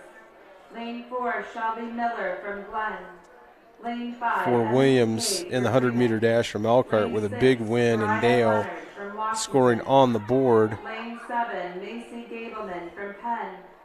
Lane 8, Michelle Carter from South Bend St. Joe. And in lane 9, Sammy So Walker looking from Glen. down at the north side of the facility here, actually the long jump is resuming, has resumed after those 4x100 relay events, 2 sections of them, 1 event. And now we're going to move on to the 400-meter dash, and we've identified everyone in this 3rd section. And it would seem you'd keep an eye on Kincaid from Bremen. She'll be in green for the Bremen Lions in lane 5. And our starter is ready. He raises his arm. And a clean start. Again, Emma Kincaid from Bremen and Leonard from Washington would seem to have the best times coming into tonight's competition by seeding, both breaking a minute. But Gableman from Penn just over a minute. So she's right there in lane 7. And they come across the turn. And you have to run that turn. Keep your form. And now they'll complete the stagger. And we'll see how they sort out. Kincaid right there with Gableman. But look in lane 8. That is Carter. She's running very strong. But look who's coming up here is Leonard. Leonard with a strong finish. A big kick in the dash. And she's going to win it, beating Kincaid. Carter right there, as well as Gableman. So again, we'll get the girls' times, and then we'll give you those results once they come into the booth. But a very strong run by Tareya Leonard from South Bend, Washington, and the Panthers showing off their sprinting prowess and hurdling prowess. So a nice run for that young lady. And again, all based on time. And so we'll bring you those results as soon as they come in. Our next event will be the 300-meter dash. But before we do that, we're going to take a break on Michiana Video.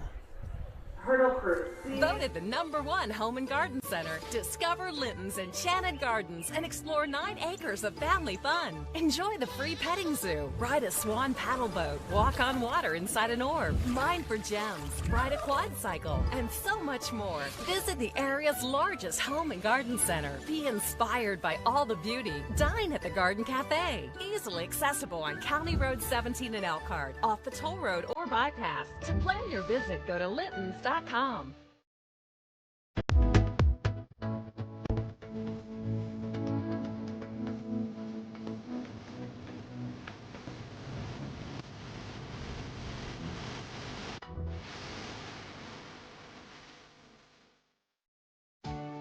At OSMC, we're surgical and non-surgical experts for your bones, joints, muscles, and more. We take time with you. We listen, then offer you treatment options. You decide on the solution that's right for you. This straightforward approach sets OSMC apart. It's the way to care. Visit osmc.com or call to make your appointment with the Orthopedic and Sports Medicine Center at any of our 6 Michiana locations. Hey, welcome to One Stop Furniture and Mattress. You've come to the right place. Here at One Stop Furniture, we offer everything from dining rooms, living rooms, bedrooms, including mattresses, and so much more. We really are your one-stop shop for all of your home needs. And your biggest benefit, besides excellent prices, we hold inventory of most items and we'll sell to you straight off the showroom floor. No waiting months for your order. Give us a call at 574-322-2012. You've decided it's time for your kitchen remodel, and the next step is to call Modern Kitchen. We'll create a kitchen as special as you and your family's need, your personal style, giving you a whole new living experience. It becomes your family time, gather with your neighbors time, or just you time. From planning to completion, Modern Kitchen makes your project hassle-free, so you can redesign, remodel, and relax. Image Motors in Elkhart and Mishawaka. We pay cash for your car. We sell clean, service cars that you can depend on. You can find us in Elkhart on State Road 19 and in Mishawaka on McKinley Avenue. Image Motors. See us today.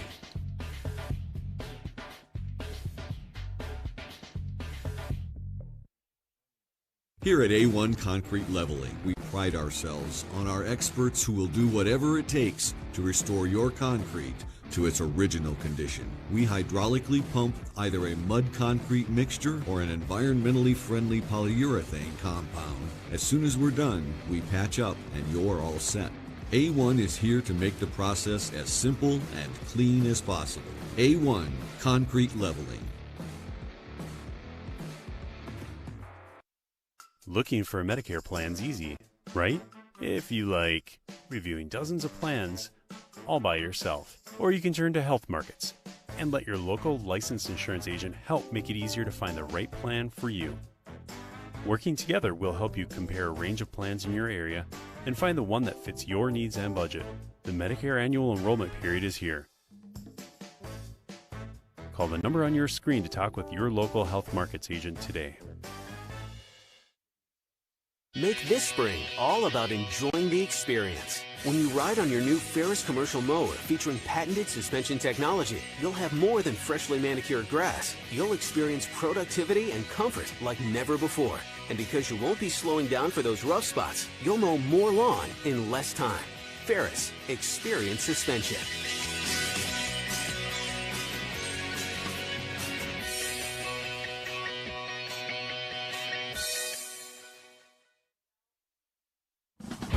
Today's coverage is brought to you by Northside Auto Car Quest, Elkhart's auto repair experts, and by Modern Kitchen, redesign, remodel, and relax. We're back at Rice Field in Elkhart. Now I've been joined by my friend Keith Bieber to help call these events and give his commentary and analysis. So welcome, Keith. It's great to see you. Oh, it's great to be here, especially as my first event we get to watch out there is the hurdles. That's awesome. And, you know, it's interesting, 300-meter hurdles, always a lot of fun. It's kind of an endurance because you're going over the barriers, and it's a sprint at the same time. And as you mentioned, a difficult event, but a fun one to watch. Yeah, and we learned last year that you are wanting to glide over. That's correct. You want to glide over those hurdles. You want to keep your stride as best you can and basically step over them or glide over them. I think it's unlike me. I want to straddle it and try to get my other leg up before my other knee gives out. I think that's how it would go, but I'm not down there. Adriana Swanson gave us a thrill in the 100-meter hurdles tonight. She actually hit a hurdle, stumbled, regained her balance, and won the race. This is Section 1, Adele Macer in Lane 4 from Marion, Peyton Mason from Marion's in Lane 5, and Britton Whitmer from John Glenn is in Lane 6. Again, these are all timed final races, and they are putting the competitors by seeds. And that's it. You don't really want to jump over the hurdle. You want to glide over it or step over it. And coming down here into the home stretch, pretty tight. The two Marion runners pretty much side by side. And now Mason asserting herself a little bit now. The John Glenn runner, though, here she comes. Little stumble over that last set of hurdles from the Marion runner really clear. Now she's laboring back there as New Prairie and Marion going at it. She sure is. Oh, no! Oh, goodness gracious. And that's why we say, Keith, you can't really call it until you finish it. And a tough one. We hope she's okay. Exactly. You just want to say, no matter where they're at, that hurdle can always change it. And there it changed it right at the end. Like you said, this is a timed final. So she looks like she's okay. Here's the replay. Just look at the positioning as I made that turn. New Prairie in the back. There's that stumble right there for the Marion runner. Put her in third place. Yeah, that was Macer. Now here's Mason. It looks like she's going to hold on right here. Maybe felt the pressure coming from behind. She had one more hurdle to go, and actually Whitmer even kind of clipped the hurdle. So Peyton Mason, we hope Peyton's okay. And her teammate consoling her and checking her out with her, and as well as the John Glenn runner. So a lot of sportsmanship right there. So Section 2 will have Hannah Pizzuto from Bremen Lane 2, Sienna O'Connor from Bremen Lane 3, Aubrey Shellstraight from New Prairie Lane 4, Eliza Paredes from New Prairie and Lane 5 rather. Taylor Higgins in Lane 6 from Elkhart, Abby Wittrock from Riley in Lane 7, and Jolie Clopton from Jimtown is in Lane 8. And Keith, as you see there, their seed times are pretty well bunched. Yeah, very close right there. Should have another exciting race. Yeah. And of course, as I mentioned, eight places score. So really, if you're like Taylor Higgins from Elkhart, you're just seeing if you can run a personal best or run a time, because you don't know what's going to happen that next section race. Includes her sister in it. And if she can break into the top 8, that'd be great. We had Brendea Dale from Elkhart. Actually, it was interesting. She broke into the top 8, even though she was seated outside it, to score a 1.5, as there was actually a tie for 7th in the timed 100-meter dash. So those are the types of things that sometimes make a big difference in the team score. And now we do notice that the discus has been completed, and they're over at the shot put pit. And now this race in the 300 meters is underway. Again, Taylor Higgins from Elkhart is in Lane 6. The favorite is Paredes, who is next to her in Lane 5, but not by much. And a couple hoppers that we see. This is such a difficult race. It takes a lot of stamina, Keith. Yeah, it does. Coming around. We're going to get our first look at how they're going to come into the picture. And right there you see that the Riley runner, Wittrock, but here comes Higgins and the other competitors right behind her. This is going to be tight at the end here. On the inside, the two New Prairie runners with a good race, and that was Shellstraight and Paredes. And again, it's all timed. So they're behind by time, at least, this bunch. Here's our replay, Keith. Yeah, here's a replay of them coming around. I tell you, that Jimtown runner, Clopton, was in second place coming around that turn. She really fell back, and here's Higgins coming on strong here as she'll battle for third place. Ultimately, I think she got fourth, but made a really tight race there at the end for the Lions runner. And again, look at her over the last one. I don't know if she quite caught her. Williams from Elkhart won the 100-meter dash, and it was interesting. She was in the inside. I thought the Glen runner got her until I saw the results. And so our angle here in the press box got me a little bit right there. But again, really, really fun competition. So we're getting more results. We'll report those to you right now when we have it shot. But right now we're going to go to the section 3 of the 300-meter hurdles, and then we'll bring you more results as soon as we can. Again, we want to thank the Elkhart High School crew up here in the press box for providing all this vital information to us to report to you.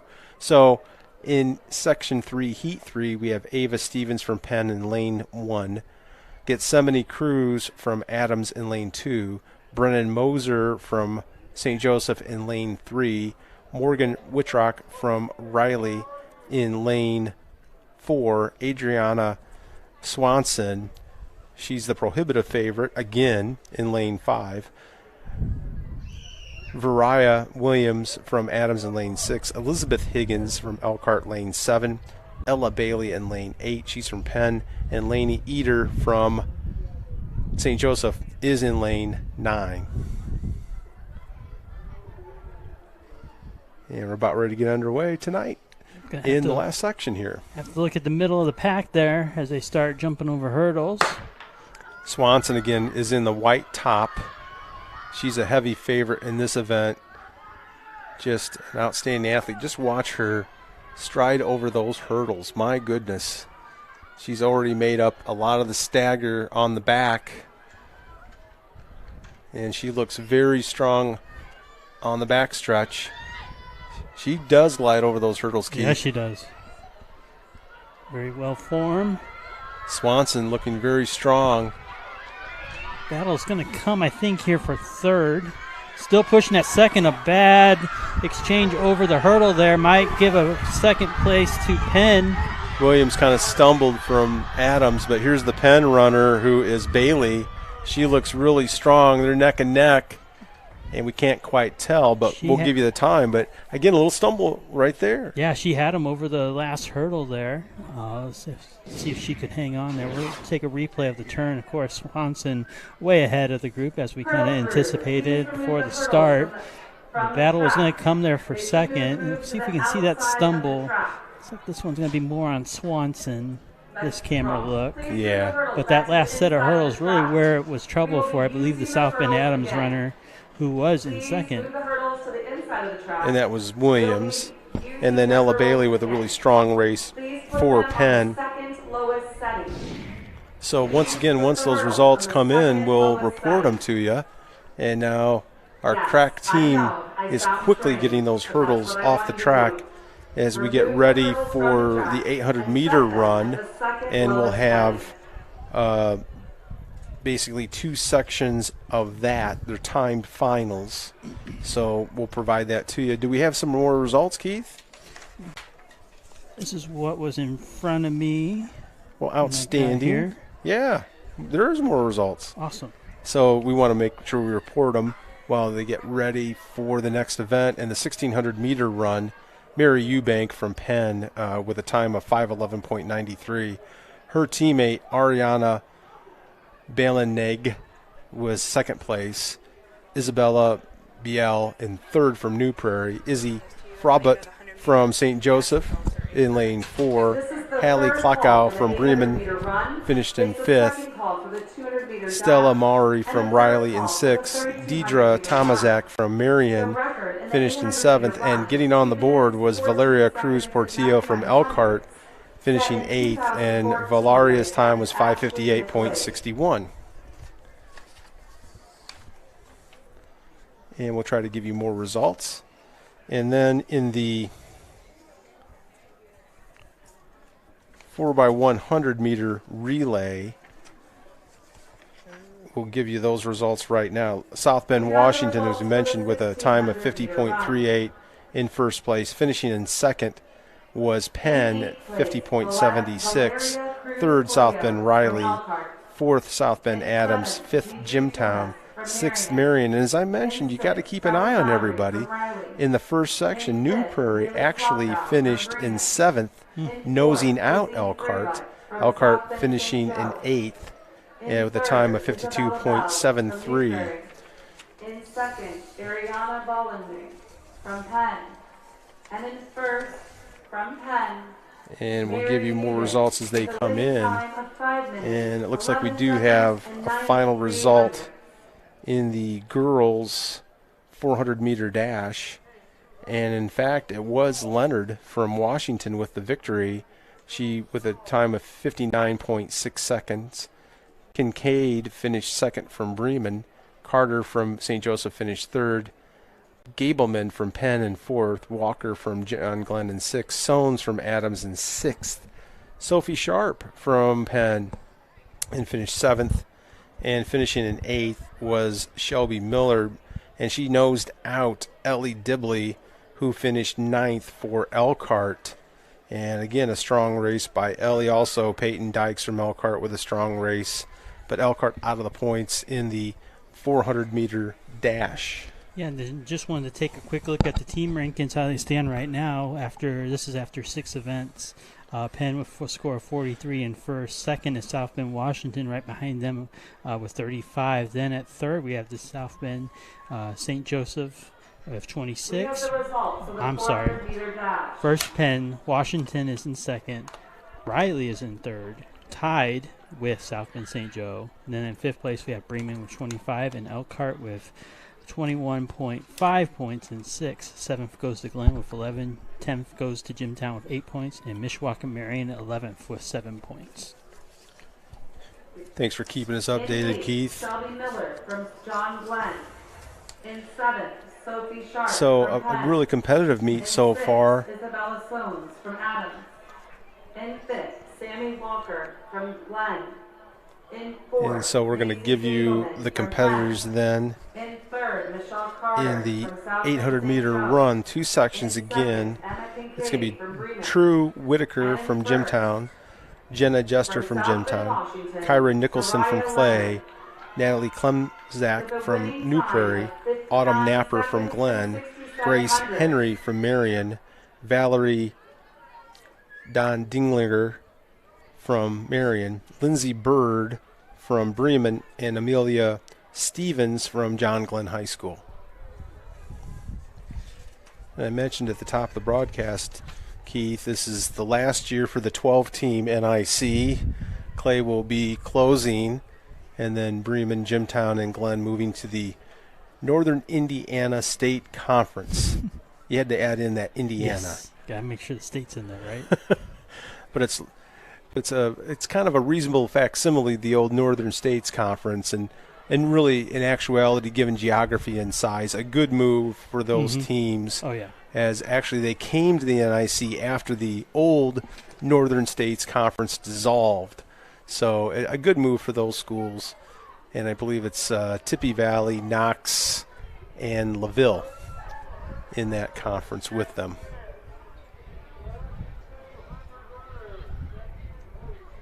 So that'll be a good conference, good makeup for these teams. We'll miss them. Some fine competitors we've seen through the years. Lots of good folks at those schools. And again, a kind of a melancholy experience for the Clay kids, as their school will close at the end of the school year, and we'll be down to 3 public high schools in South Bend. Just a crazy thought thinking about that. Of course, we had LaSalle, Yeah. which closed down. Yeah. The Lions, and then They were now the LaSalle Clay. Lions, yeah. At one point, South Bend had 6. Jackson, That's right. who I believe were the Tigers, perhaps, back in the day. They actually closed before I went to high school. They were basically on the far south side. We see it off US 20, of course, in Jackson Field. Still used as a football venue for high school athletics. And a little bit of a delay here.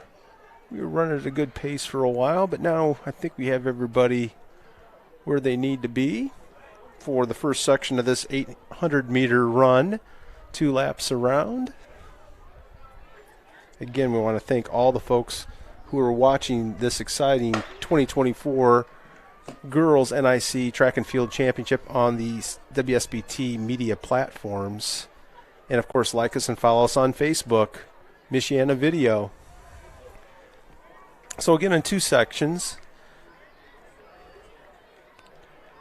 Got a few Adams fans watching us on the WSBT social media platforms. Nice to see you guys tuning in. Eagles soar. Thank you, John Adams fans. Having a great spring season on the baseball diamond. Definitely. Oh, my goodness.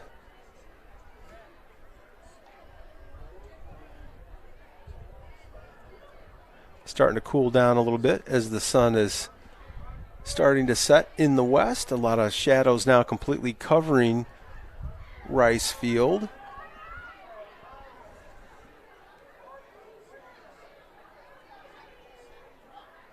And I'm going to put my pitch in for Coach Eager again. This is the Matt Ronzone track, named many years ago, but someplace here on either this freshman campus or at the main campus on California Road where you have to do something to honor Coach Eager.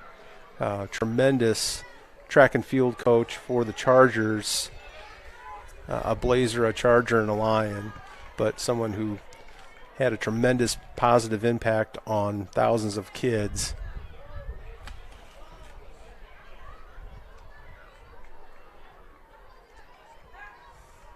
So 2 legs here. And the runners are kind of sorted themselves out. And that's one of the Jimtown runners. Probably True Whitaker, I would think, based on seed time, Keith. We got a little battle for second. Yeah, and again, Natalie Clemsett and from New Prairie was seated second in this section. And I think that's her on the far side in the blue. Natalie Clemsett, Autumn Napper, Grace Henry, Valerie Don Dillinger, Lindsay Bird, Amelia Stevens. And that would probably be True Whitaker from Jimtown, based on that. Number 411. And she is 4'11", so thank you, Keith. She's going to win this section. New Prairie runner right there, John Glenn runner as well. That would be Autumn Napper. Paige Corbin. And again, a nice battle behind them. Cameron Malone. Kendall Ivory. Battle for fourth right here. Jimtown really putting on the Jets here on the Bremen runner. And that would be Jester with Lindsay Bird. And here come the rest of the competitors trying to get a personal best. Those ladies qualified for long jump and should be doing their final jump. And we're still getting some indication that the long jump is still going on, Keith. It's part of the fun of track and field meets, making sure you get all your jumps in. Again, it looks like we're done on the high jump. We're done on the pole vault. We're done on the discus. As soon as we have those results, we'll bring them to you.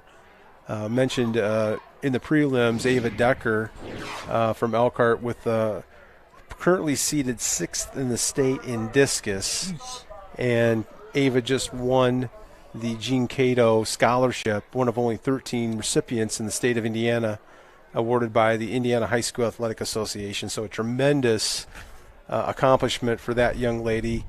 We know Ava very well from volleyball. We know her obviously from track and field for the last couple of years as well. And her proud parents. And Ava also swims, if you remember that. Yep. So Ava's a busy young lady. Goodness gracious. So Darren and Amy Decker and the rest of the clan, Johnny and Emily, the extended Decker family, very proud of Ava.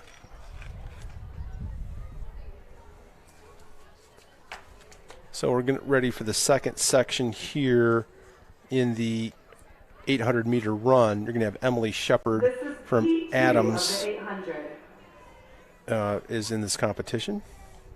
Janine Mimbienda from Penn, Isabella Bial from New Prairie, Lauren Frick from St. Joseph, Valeria Cruz Portillo from Elkhart, Hallie Klekow from Bremen, Aubrey Morgan from Penn, Rosel Robles from Elkhart, Elise Bolaero from Adams, Ella Trenery from St. Joseph, and Aubrey Butts from Riley. And in this heat, Keith, it appears that Bial from New Prairie at 2:34, but we have a 2:25 Emily Shepard from John Adams. But again, you have some Klekow with a nice time right there, and Cruz Portillo. So we'll see what can happen here. Yeah, really the separation there is about 20 seconds, but there's a lot of close competitors in there as we look down. Then getting ready to start here.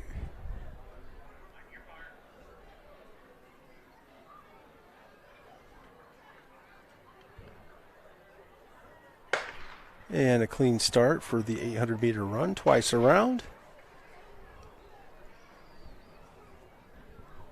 Nope. No, not a clean start. Pull the string. Pull the string. Took me a minute. Goodness. Oh, it took me a few seconds. We'll see if it's a competitor going early or not. If I'm not mistaken, if it was a competitor, then they are taking off. You know, on the high school rule, we're going to see it right there. Again, our crack team. I didn't see anything initially. Usually when you see a false start, you see someone stumble there. And it's really unusual in the 800 meter to see a false start too. There's no blocks. Yeah. And they're just in a lane.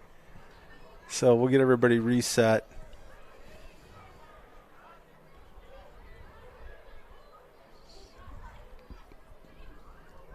And we'll see if we get a clean start this time.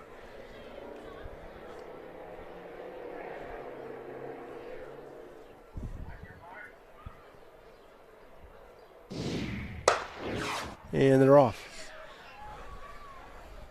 And still running. That's a good sign. Yes. It really setting an early pace on the inside. Yeah.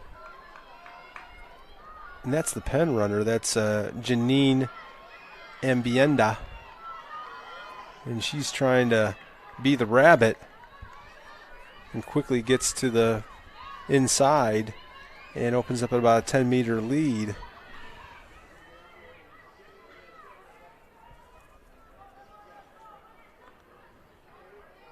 Lauren Frick also with a high seed time from St. Joseph, as well as her teammate Trenery. They're both right there.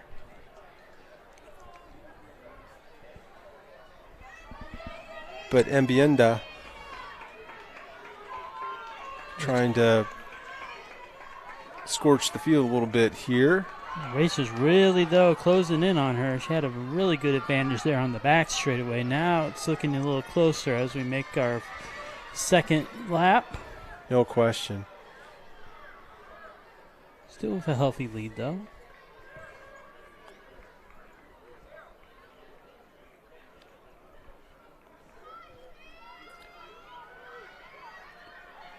But again, right here on the back stretch, you can see it. The window is closing a little bit. You can see it in her stride. Starting to labor just a little bit, isn't she? Yeah, looks like St. Joe closing the gap. It's going to be a big turn here for about 4 competitors, maybe even 6. And that's Lauren Frick. And Lauren looks like she's going to get her on the back turn. She's really laboring coming around that turn, that pin runner. She certainly is. And now Frick's right with her from St. Joseph. Has a lot better stride to her, Frick does. And now she takes the lead. Here comes Adams. And now there's the Adams competitor, who would be Emily Shepard. And Emily Shepard making up a lot of ground quickly, but I don't think they're going to get Lauren Frick. And they're not. How about that? And then it looks like that Shepard, in fact, did get Ambienda. So we'll keep track of that. We have more results coming in. In our next. Yeah, a correction. We'll get to that later. Yeah, okay. So the 100-meter hurdle is not completed. We will be completing that at the end of the meet. Okay. So we want to give you an update on a couple events. And how about that? In the discus throw, how about it? Ava Decker in the first place with a throw of 134 feet 10 inches. I think she was just about a foot and a half off her personal best for the season, but a great throw from Ava. And she wins the blue ribbon for the Lions.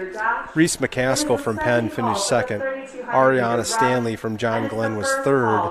Madeline Homo, how about that? Madeline with a big fourth place finish for Elkhart. Madeline threw 104 and 5 inches. Michaela Herford from Glenn finished fifth. Brooklyn King from Jimtown finished sixth. Samara Rouser from John Adams finished in seventh. And Avery Merrow from Penn finished in eighth. So a nice win for Ava Decker in the discus. Of the 4x100 meter relay. And then in the hurdles, as we see the long jump continuing to go, one of the Penn Kingsman competitors. In the 400 meter dash, the finals, the winner, who else could it be? Adriana Swanson with a 46.39 time. Ella Bailey finished second from Penn. Williams from Adams finished third. Cruz from Adams in fourth. Wittrock finished in fifth. Ava Stevens finished in sixth. And how about this? Elizabeth Higgins from Elkhart on the podium with a ribbon and points finished seventh. Elizabeth's time was 50.65, and she nosed out Eliza Paredes from New Prairie, who finished in 8th. So, again, more points, and Keith's going to give us an update on the team score. I guess we have just have a partial right there, Keith. Is that what you're looking at, my friend? They have the rest. Oh, here you go. Here's this. Try this. It has 8 events scored. This would be better. Can you give us an update on that? Yeah, definitely. Penn still in first, 63 points. Second, South Bend, Washington with 45. Elkhart up to third place now, 37.5. South Bend, St. Joseph in 4 with 31 points. And fifth, South Bend Adams with 30. South Bend Riley with 30. So that's a tie for fifth. Seventh is Bremen with 25 points. John Glenn with 21, right behind them. And ninth, we have New Prairie with 13.5. And Jimtown in 10th with 10 points. And Mishawaka Marion with 6 points in the 11th spot. Lane 8, Emma Kincaid from Bremen. We're getting ready for the 200-meter dash and finals. And we're going to have Burton from Riley in lane 1, Wygand from Jimtown lane 2, Foster from Bremen lane 3, Williams from Elkhart lane 4, Goodsell from John Glenn in lane 6, Dale in the finals. How about that? Go get them, Brendea. Lane 6, Samara Ford from Riley in lane 7, Emma Kincaid in lane 8, and Zoya Turk from Penn in lane 9. And Keith, if you look at those times from the prelims, Lydia Goodsell from John Glenn with a 25.66, but really a real tight bunch. I see a whole bunch of 26s right there behind her. So we're getting the competitors in the blocks on the far side. Hey, just want to give a quick update. The Elkhart varsity baseball team playing Bremen won 15-7 under a 9-run first inning for the Lions. How about that? Thanks for that update, Keith. So Coach Scott Ross, they follow up Monday night's win with a win against the Bremen Lions, 2 conference wins, now over 500 for the season in NIC play, and now I think that makes them 12-7 or 13-7. That might be on there. Well, let's watch the race. We'll go back to baseball. But again, Coach Ross doing a really fine job with those Elkhart Lions. Matt Walker doing the same with the softball Lions.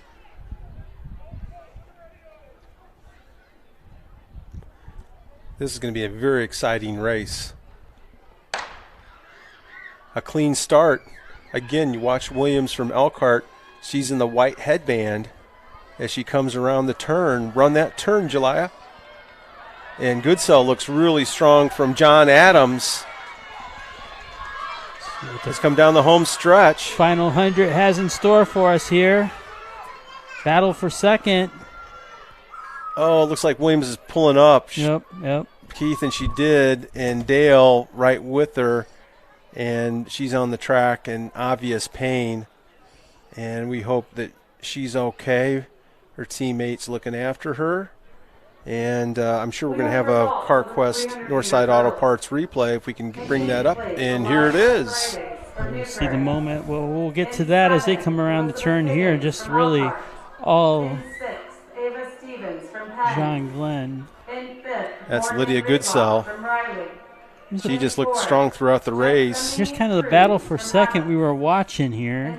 Yeah, you saw Ford right there, and Williams, it looked like she was coming on, and then with about 30 meters to go, starts to pull up a little bit, and obvious pain.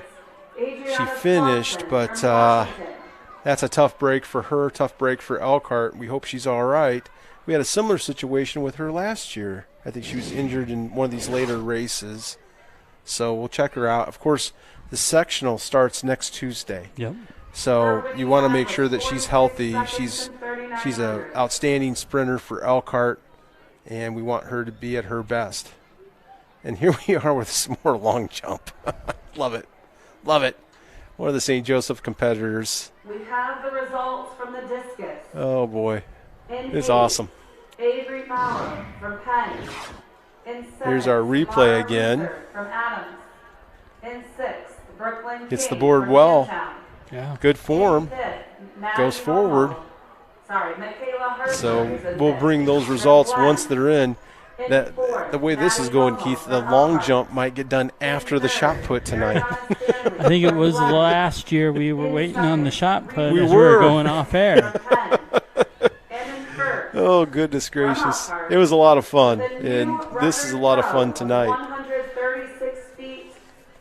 And so we want to let everyone know we're going to have the girls' 3,200 meter run. That's basically 2 miles around, and we'll give you some more results during this race in just a minute. We'll name the competitors: Elena Dibley from Elkhart, Anna Borger from Adams, Mary Eubank, heavy favorite again in this event, Ellie Stabnick from Penn, Izzy Frabut from St. Joseph, Cam Richard from St. Joseph, Megan Grasty from Elkhart, she's in this, Sierra Vincent from John Glenn, Lucy Garvey from Adams, Jillian Feranick from New Prairie, Lauren Hartzell from Bremen, Callie Miller from New Prairie, Megan Freitag from Riley, and Michaela Berger from Bremen. And Mary Eubank, as you might expect, has the top seed time at 10 minutes 49.79 seconds. And behind her in this, oh boy, it's her teammate Stabnick at 12:05. So Mary is a prohibitive favorite for the Kingsmen in this one. And again, she has really high aspirations. As we watch a replay of one of the long jumpers, boy, she got out there. I think that was a good one for the Kingsmen. Good height on that jump. She did. And so, again, we'll bring you those results once we have them. And we'll give you more results during this 3,200-meter dash, which will probably take roughly 15 minutes to complete once they start, to get all the competitors across the line. But again, they're all trying to get a personal best. They're out here competing, and we love competition. And how about that? The 2-milers have a clean start. And, of course, Elkhart fans are keeping a good eye on Dibley and Grasty. This is the second call. So we'll give you, we do have some results from the high jump. And, oh, goodness, we know this young lady, Anna McCullough from Penn High School. We know Anna from volleyball and basketball, just a freshman. She wins it with a jump of 5 feet. And on misses, apparently she won, because second place is Megan Carroll from New Prairie. So Anna had the least misses between herself and Megan Carroll from New Prairie. But look at this, Riley Drummond. We remember Riley, what an athlete she is from volleyball. Riley with a jump of 4 feet 10 for third place. Kennedy Ivory's in fourth from Washington. Anna Jasneski from New Prairie finished fifth. Justice Williams from Jimtown finished in sixth. There was actually a tie right there for fifth. And then seventh would be Feathers from Bremen, and Garrettson finished eighth for Jimtown. And the 3,200 is going about as you'd expect. As the two Penn runners out in front, Mary Eubank out there after the first lap. 8 laps in total. And Keith can give us a team update while we're watching the race. Yeah, now 9 events scored. Penn 73 points in first. Second place, South Bend, Washington with 50. Elkhart still closing the gap in third place, 43.5 points. Then in fourth place, South Bend St. Joe, 31. Fifth place, South Bend Adams, 30. Also tied with Riley with also 30 points. Seventh is Bremen with 27. New Prairie with 25 in eighth place. Ninth is John Glenn with 10. Jimtown is in 10th. And Mishawaka Marion is in 11th with 6 points. So we'll keep you updated. Thanks, Keith. We'll keep you updated as the results come in. Shot put competition in full force in the southeast corner of Rice Field, part of the Coach Tom Kurth Athletic Complex here in Elkhart, just east of downtown. And I was commenting on her just how she runs so well. She just has so effortlessly. She keeps her form. Nothing never wavers on her. She just keeps it chugging. I'll tell you, here on the second lap around, Elkhart moving. They're still right next to each other now, trying to take on some, I believe that's New Prairie runners. Indeed.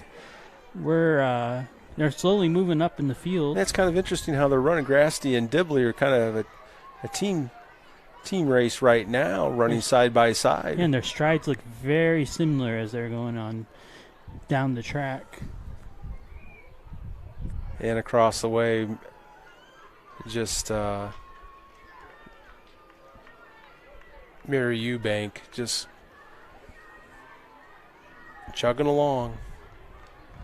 And it looks like, from what I can tell, I don't have a watch on her, but I know she's always mindful of her splits. Any distance runner is. And she just is so consistent.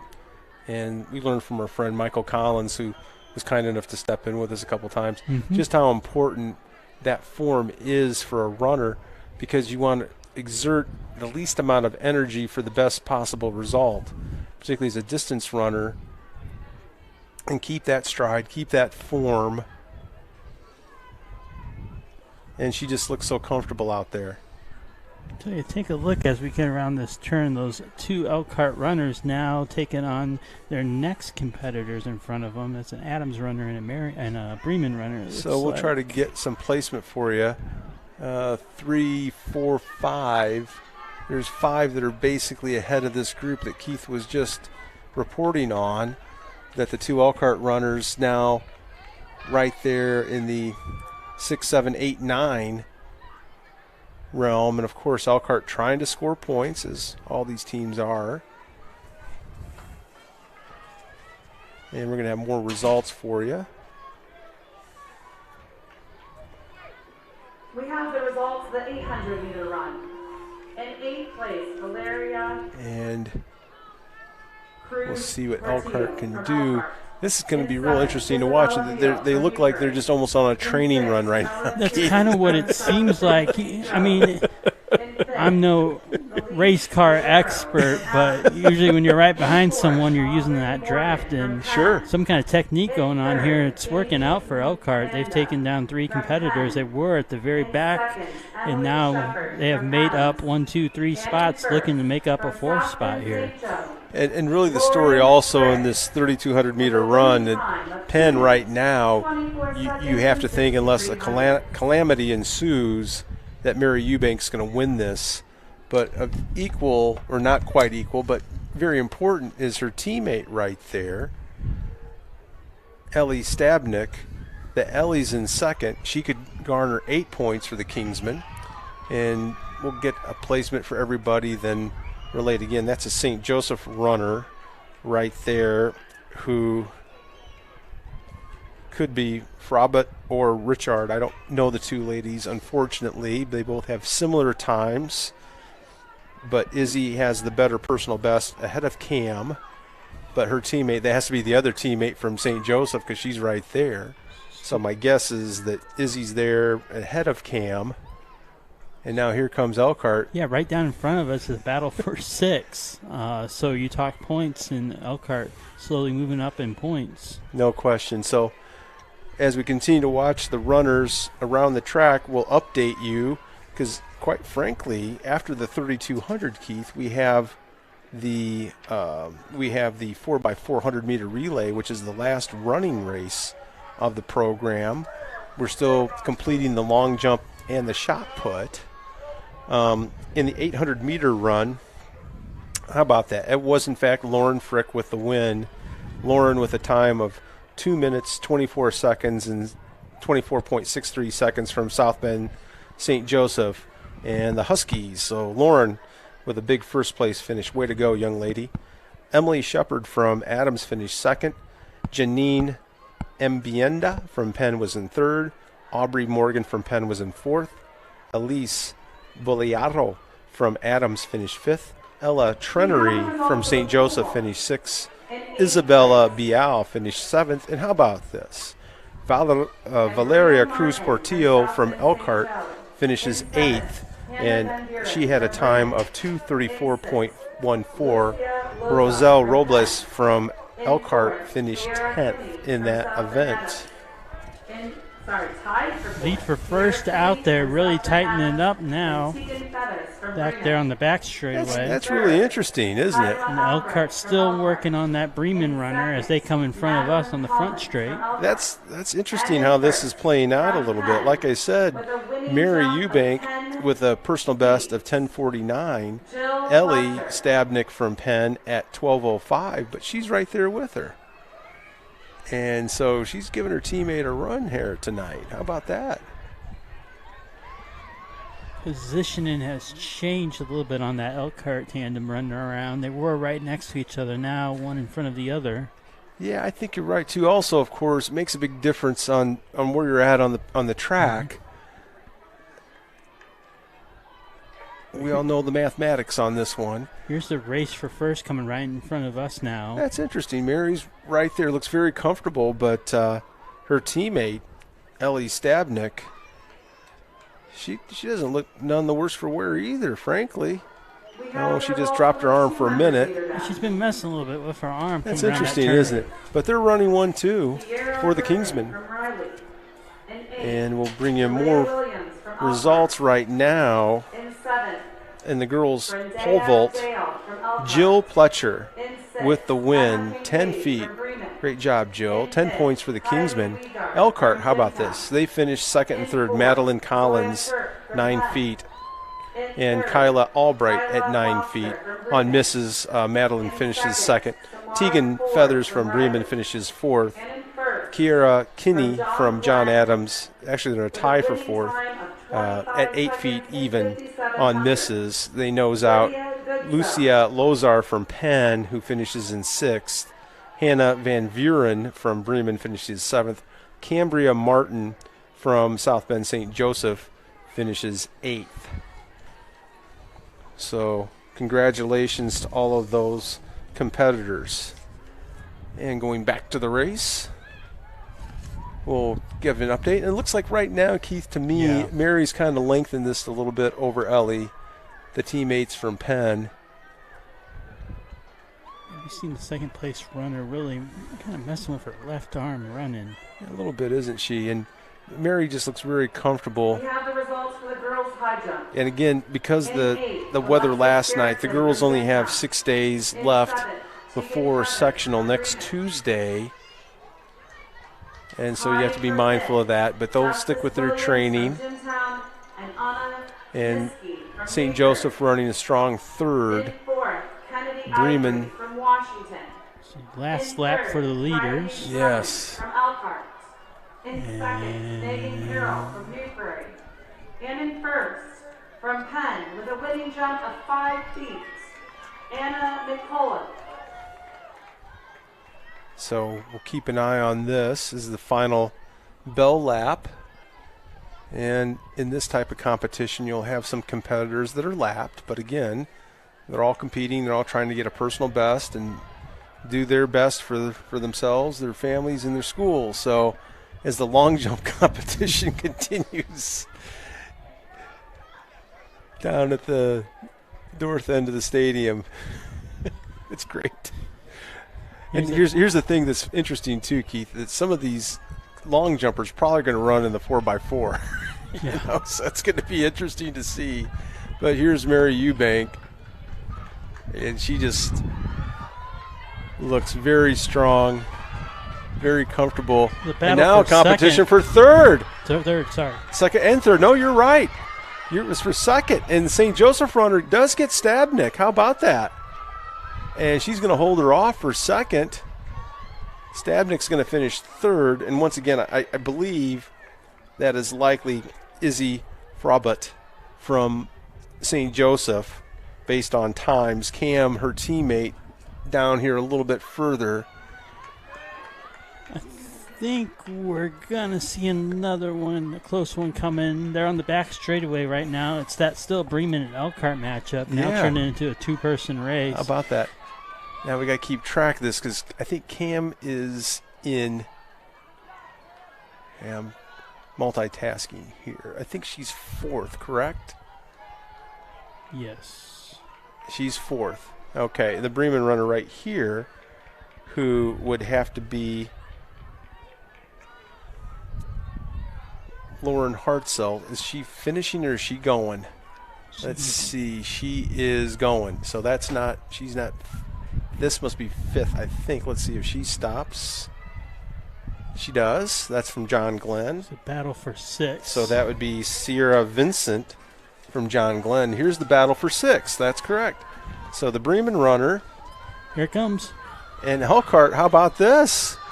We're going to have a race to the line. How about that? And a nice kick.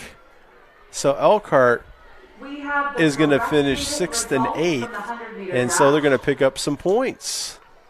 So a great run for Megan Grasty and for Elena Dibley for the Elkhart Lions, and the rest of the competitors will finish up. And I guess while we're doing this, we can report some results for you. And this is the 200-meter dash that was completed a little bit ago.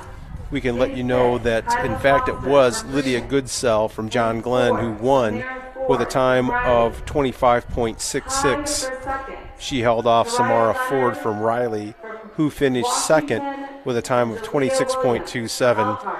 Kyla Foster from Bremen finished third. Zoya Turk from Penn fourth. Kylie Wygand from Jimtown fifth. Emma Kincaid finished sixth. Brendea Dale finished in seventh. Her teammate Jalea Williams finished in eighth. And so she did place, obviously her prelim time, much better finals time, but obviously pulled up, did finish, gutted it out. So Elkhart with a 7th and 8th place finish in the girls' 200-meter dash. But Keith can give us an update on the team score that we have. After 12 events scored, Penn still in first, 102 points. Elkhart in second with 61.5. And then in third place, we have South Bend Washington with 50. And then South Bend Adams in fourth place with 46.5 points. And fifth place goes to South Bend St. Joseph, 45th. And then rounding out the rest, we have Bremen in sixth, South Bend Riley in seventh, John Glenn in eighth, ninth is New Prairie, 10th is Jimtown, and Mishawaka Marion in 11th. So we'll get ready for the 4x400 relay, which is traditionally the last running event in a track and field meet. Of course, we don't have the completion so far of the shot put or of the long jump that we can bring to you. We will bring those results as soon as we have them. But we can tell you that there will be 2 sections of the 4x4, and we see the competitors start to move towards the starting line. And again, they'll run in 2 sections based on seed times. So in section 1, we're going to have, according to the meet sheet, just 2 teams will be Marion with Mason, Don DeLinger, Castro, and Peach. And then Jimtown with Sherman, Whitaker, Clopton, and Wiegand.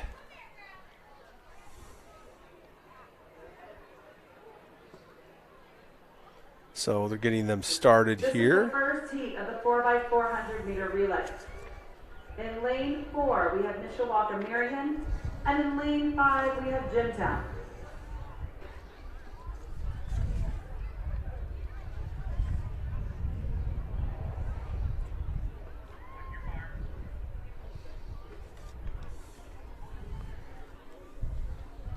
And we'll get this race underway. And Keith, you know, it's interesting. I'm looking at the meet sheet, and they list all the competitors in that are in the long jump, and I see a lot of familiar names of the sprinters that we were pointing out that are competing in the other races, and that's why it's taking some time to get this completed down there. And I don't see anybody jumping, but I don't know for sure. It's like we're not going to call it's over till it's over, right? Right. I think you can do that. So Marion and Jimtown are competing in this 4x4. Marion is in the blue, Jimtown in the maroon. Yeah, once that tarp goes over the sand, I guess we can know it's done. I think that will be the telltale sign, but that's an excellent observation, my friend. Absolutely, obviously, top notch. So here are the competitors for Marion and Jimtown with the batons. From South Bend St. Joe. In third, Ellie Stanley from Penn. In second, Izzy. And so we'll have more results for you. And we'll go ahead and give these to you because we're running the 4x4 and really based on time. Well, either one of these teams really could crack into that top 8, Keith. You never know. That's why you run the race. Mm-hmm. But we'll go ahead and give those results to you right now because we're trying to identify and congratulate as many of those competitors as we can. And so Mary Eubank, in fact, won. And, Mary ran a very slow race for her, well off her personal best. And you almost think that maybe it was just kind of a training run for her, perhaps? Yeah, maybe knowing she has more in the tank, didn't quite need to use it right away. And, again, you always wonder on their training where they're at as far as, again, she wants to do big things in the state tournament series. And so Mary, I think she just did what she had to do for her team tonight. And so I think probably just a smart race for her. And so she wins it with a time of 11 minutes and 50 seconds. I'm sure she was very mindful where she was at. As we see that Jimtown has opened up a pretty sizable lead over Marion here in the first section of the 4x400 relay. And I'm gonna put you on the spot because I think I've been messing up this young lady's name all day. Would you say Frabbit or would you say Frabbit? What would you say for Izzy?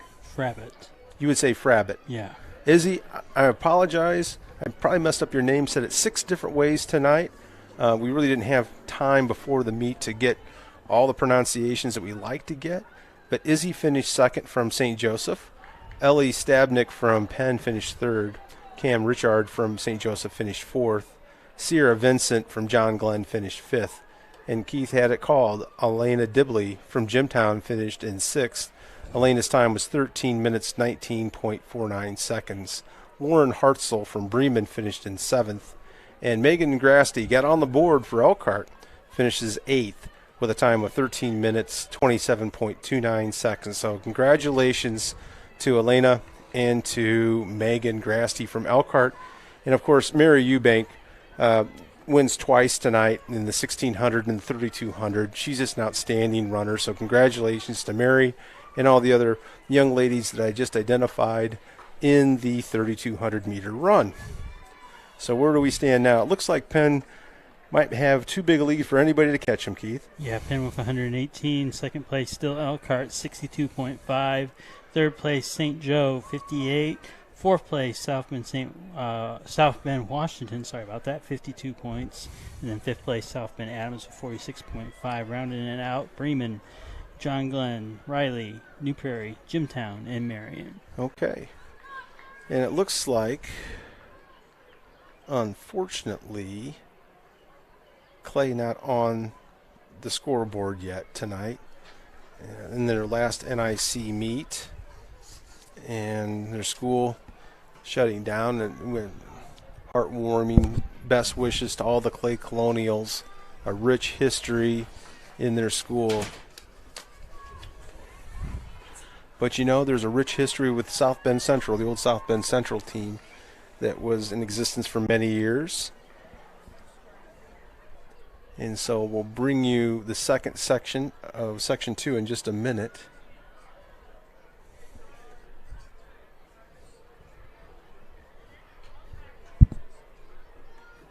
And I don't see the tarp yet on the long jump pit. Right.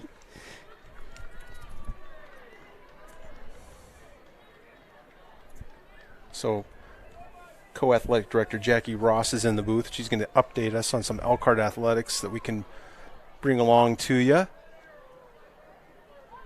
So it looks like a big win for Coach Scott Ross tonight. We reported that earlier. Actually, Keith had that winning at Bremen. And then softball, again, Matt Walker doing a great job as well with a home win against Bremen for softball. So Very nice. 2 nice wins tonight for Elkhart Athletics, and a lot of positive things happening this spring season. 15-7 was the final for baseball. So the Lions hitting the ball around the ballpark tonight as they did Monday night. And we thank Coach Jackie Ross for giving us those updates.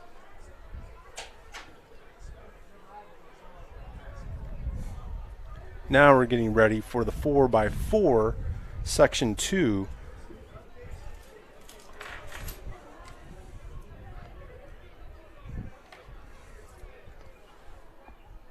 And we'll identify the teams because we're going to get ready to start pretty quick.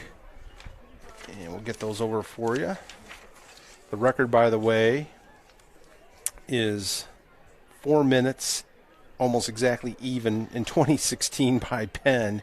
That's quite a race for girls. If you can run a 4-minute 4x4, that's pretty good. In lane 1, Southland Riley. So we have Riley in lane 1, John Glenn in lane 2, New Prairie in lane 3, Penn in lane 4, Adams in lane 5, Bremen in lane 6, St. Joseph in lane 7, Elkhart in lane 8. They're going to run Canfield, Dykes, Robles, and Dibley. Clay is in lane 9. So once again tonight, the only field events that we don't have for you yet that have been scored are the long jump and the shot put. And we'll see where things progress in the 4x4. And we're going to take a very short break as they're getting in the blocks. So we'll be back in just a moment.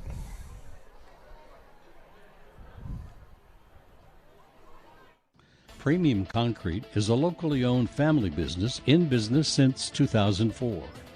We're located just across the Elkhart River from Tom Kurth Field at 712 Richmond Street. Premium Concrete specializes in municipal and utility work, along with heavy industrial and commercial concrete projects. We're a proud member and supporter of this outstanding and diverse school system and community. Premium Concrete.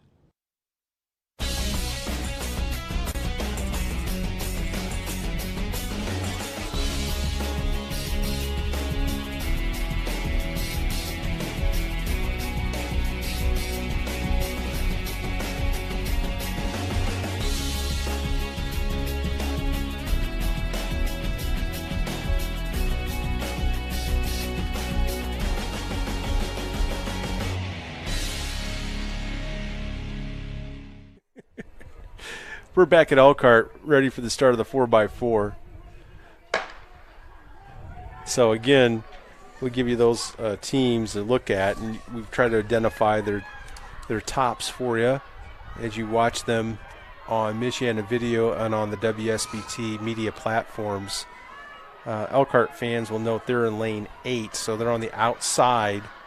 By seed time, Adams would be the favorite at 408.96 based on personal best. So this should be a real competitive race. Fourth, Carly Massow from Marion. And actually, Bremen with a strong start here for the Bremen Lions. And they're going to come down the line, but St. Joseph and Penn closing ground quickly, as is Adams. Those 4 teams lead the pack. Elkhart struggling.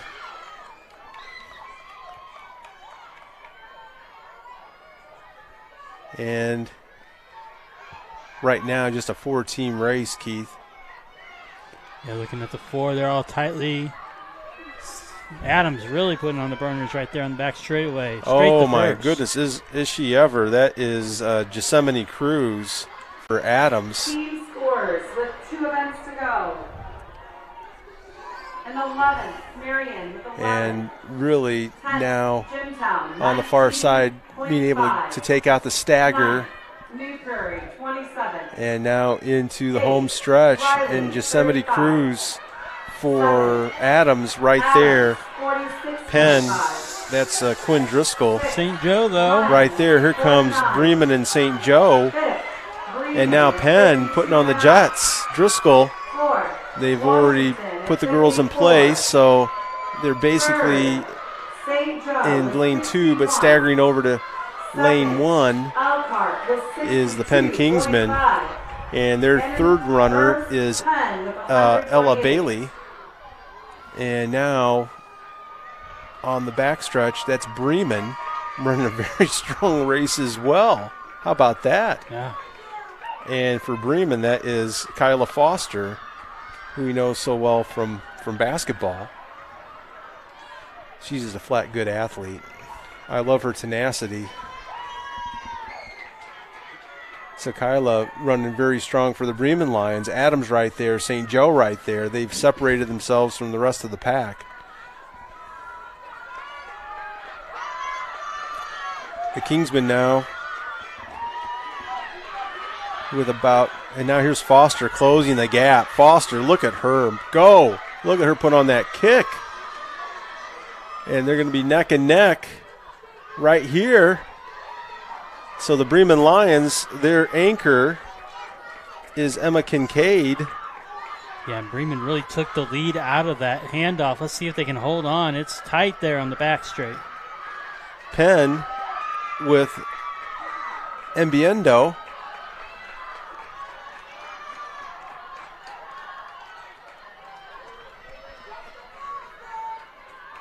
I believe, let's see, we can see on the far side. That's what my sheet says.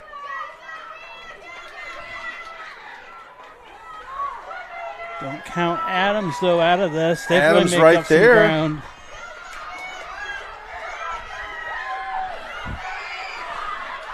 It's tight down the home stretch. How about this with the Bremen Lions and the Penn Kingsmen neck and neck? Adams in third. How about that? The Bremen Lions with a victory in the 4x4. Penn in second, Adams in third. St. Joseph will finish in fourth, but an upset right there. New Prairie fifth, Elkhart sixth, at least in this stage. And I don't know if the other teams in the first stage are going to be able to get them here. We'll give you those final results. I doubt it, and Keith's shaking his head.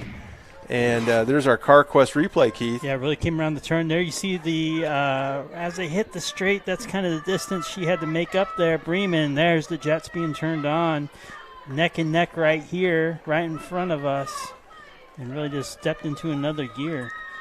And that's Emma Kincaid from the Bremen Lions. So quite an effort from the little school that could, the Little Lions, doing big things in the NIC. There's a memory for them.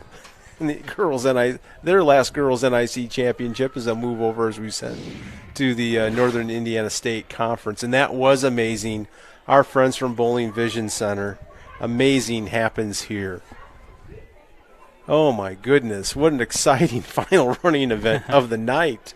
So we'll bring you those results. We do have results now from the girls' long jump that we can get to you. And how about the night for Lydia Goodsell from John Glenn? She wins the long jump with a jump of 18 feet 5 inches. Kyla Foster from Bremen finishes second. Ella Bailey from Penn finishes third. Carly Massow from Marion finishes fourth. Cameron Malone finishes fifth. She's from Penn. Paige Gobin from St. Joseph finishes sixth. Kendall Ivory from Washington finishes seventh. And Janiyah Wilson from Washington finishes eighth. And so that was the long jump. So we're down to one event to score. There's no question, given the points that are left, that the Penn Kingsmen will win this NIC Girls Championship again. So congratulations to the Penn Kingsmen. And Keith, that means 14 events have been scored, and you can give us an update where we stand. Yeah, Penn still in first with 128 points. Elkhart 62.5. South Bend St. Joe right behind them with 61 points. Fourth is South Bend Washington with 54. Bremen is in fifth with 52.5 points. And then rounding everything out, sixth is John Glenn, seventh is Adams, eighth is South Bend Riley, ninth is New Prairie, 10th is Jimtown, and 11th is Mishawaka Marion. Time of 4 minutes, 6 seconds, and 87 hundredths. Freeman. And now Team of Sarah Saloff, Ellie Libby, Kyla Foster, we're going to give you the results then for the girls 4x400, and you have to decipher this a little bit. No, I just did, and actually, as it turns out, Keith, that Jimtown did finish in 8th. Oh, good. They were in Section 1. Finishing in 7th was South Bend Riley. Elkhart finished in 6th. That was Canfield, Dykes, Robles, and Dibley. New Prairie finishes in 5th. St. Joseph in 4th. Adams in 3rd. Penn in 2nd. And with a winning time of 4 minutes, 6.87 seconds. What a run. They broke their personal best for the season. The Bremen Lions, Sarah Solhoff, Elle Leiby, Kyla Foster, and Emma Kincaid. Great running girls, and congratulations to the Bremen Lions. So, Gary, you want to take a short break right here? Well, we just have the shot put left, but I don't think that's going to get there. And now it's interesting. We have hurdles being set up for some reason. That I'm trying to figure this out. There's hurdles on the track. Is it the 100 hurdles? Are we just practicing, or what are we doing? And maybe that's what we're going to do. We're going to have a competitor run the hurdles. And that's interesting. I'm not sure what happened. We didn't really get. Did you hear a report, Keith, about what happened in the hurdles? We'll hope to do so. Could you ask them? We'll take a break right now. We'll try to sort this out while we have a single hurdler out there. Hey, welcome to One Stop Furniture and Mattress. You've come to the right place. Here at One Stop Furniture, we offer everything from dining rooms, living rooms, bedrooms, including mattresses, and so much more. We really are your one-stop shop for all of your home needs. And your biggest benefit, besides excellent prices, we hold inventory of most items and we'll sell to you straight off the showroom floor. No waiting months for your order. Give us a call at 574-322-2012. She's running for a time. And so this is an Adams competitor in the hurdles. The ruling from the officials was that she was interfered with during her run. So this young lady, and that's hard to do. It's like being at the free throw line with nobody else on the line. She ran the race by herself for time from John Adams to see where she finishes in the hurdles. So congratulations for her for staying out here. And of course, if you're interfered with, you're interfered with. And you have the right to run it. And I'm trying to figure out who that was, if I can go back to my sheet to identify that young lady. That would have to be Variah Williams from John Adams, because she was in the final. And so she had an opportunity to run again, so we'll check her time, and that might change the placement too, Keith. It's going to change the individual placement in that race. It's not going to change the result of the team score, at least as far as the champion is concerned. So again, we hope that she ran a good time. Obviously, that's unfortunate when you're interfered with.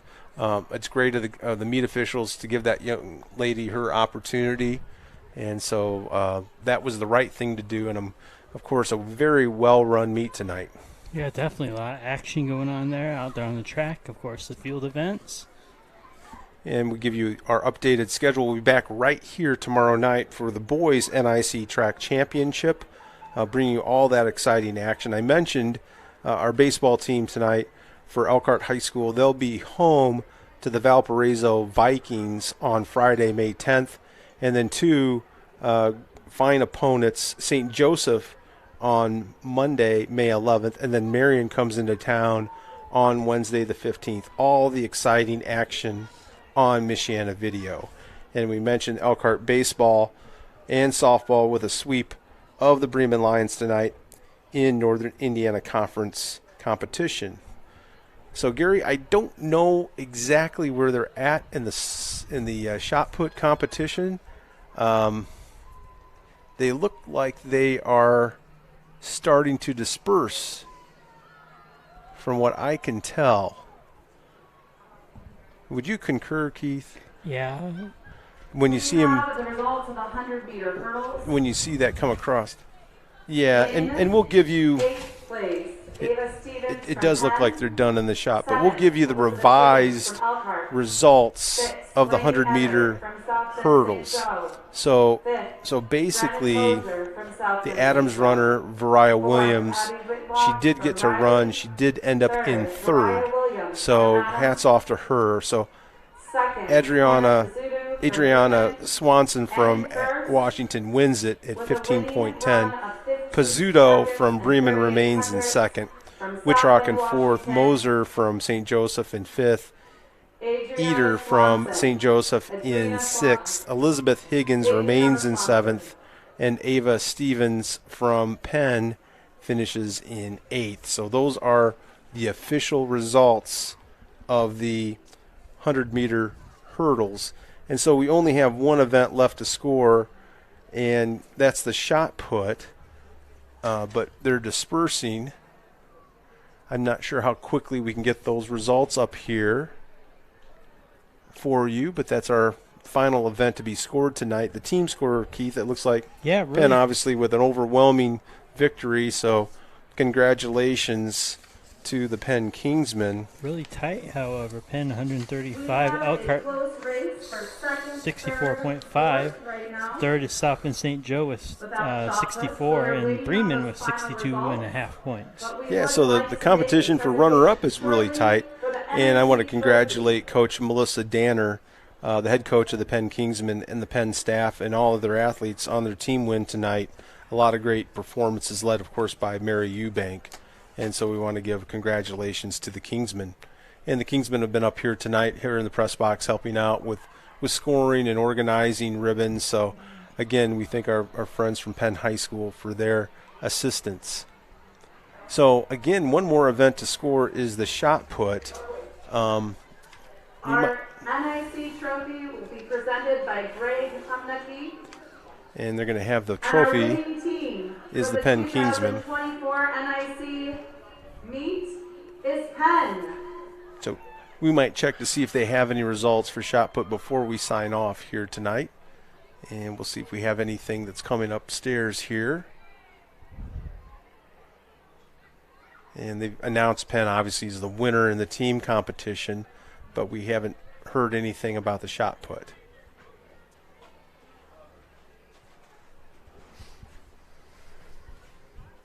They got to move those folks further along.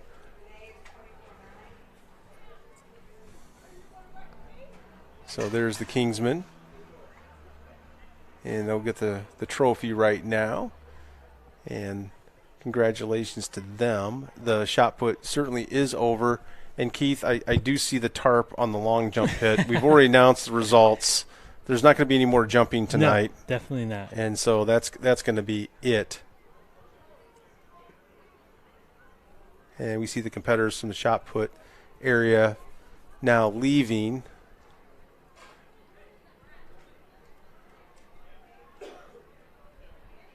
And we just saw Coach Adam Homo come in. Coach Homo might have been over at the shot put pit. He might have the results, but I'm not really sure. I think they were inputting them into the computer meet manager software that they have over there. Okay, so I think we'll have some results for you in just a minute. So we'll probably give those to you right before we sign off tonight. And we want to thank Bargain Right, Thrift Store, Play It Again Sports, W Pawn, all of our sponsors. They stream across the video, and I think you're exactly right. I can see them inputting those results right now. Our friends from Kreider's, of course, A1 Concrete Leveling, Modern Kitchen, Hopman Jewelers.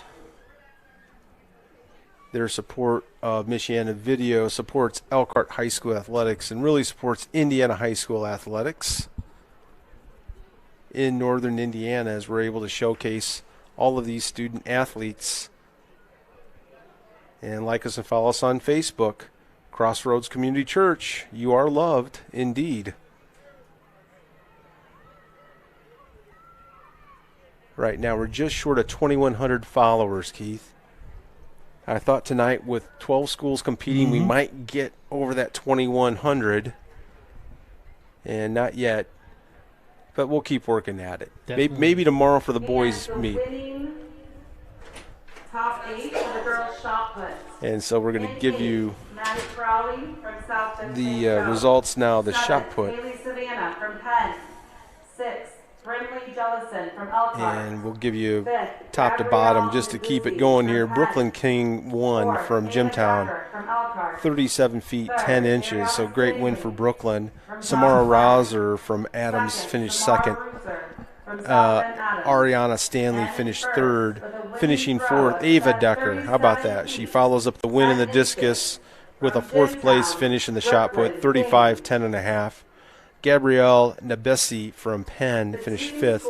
Brinley Jellison, and we all know Brinley from her competition, volleyball and basketball, 34 feet 8 inches.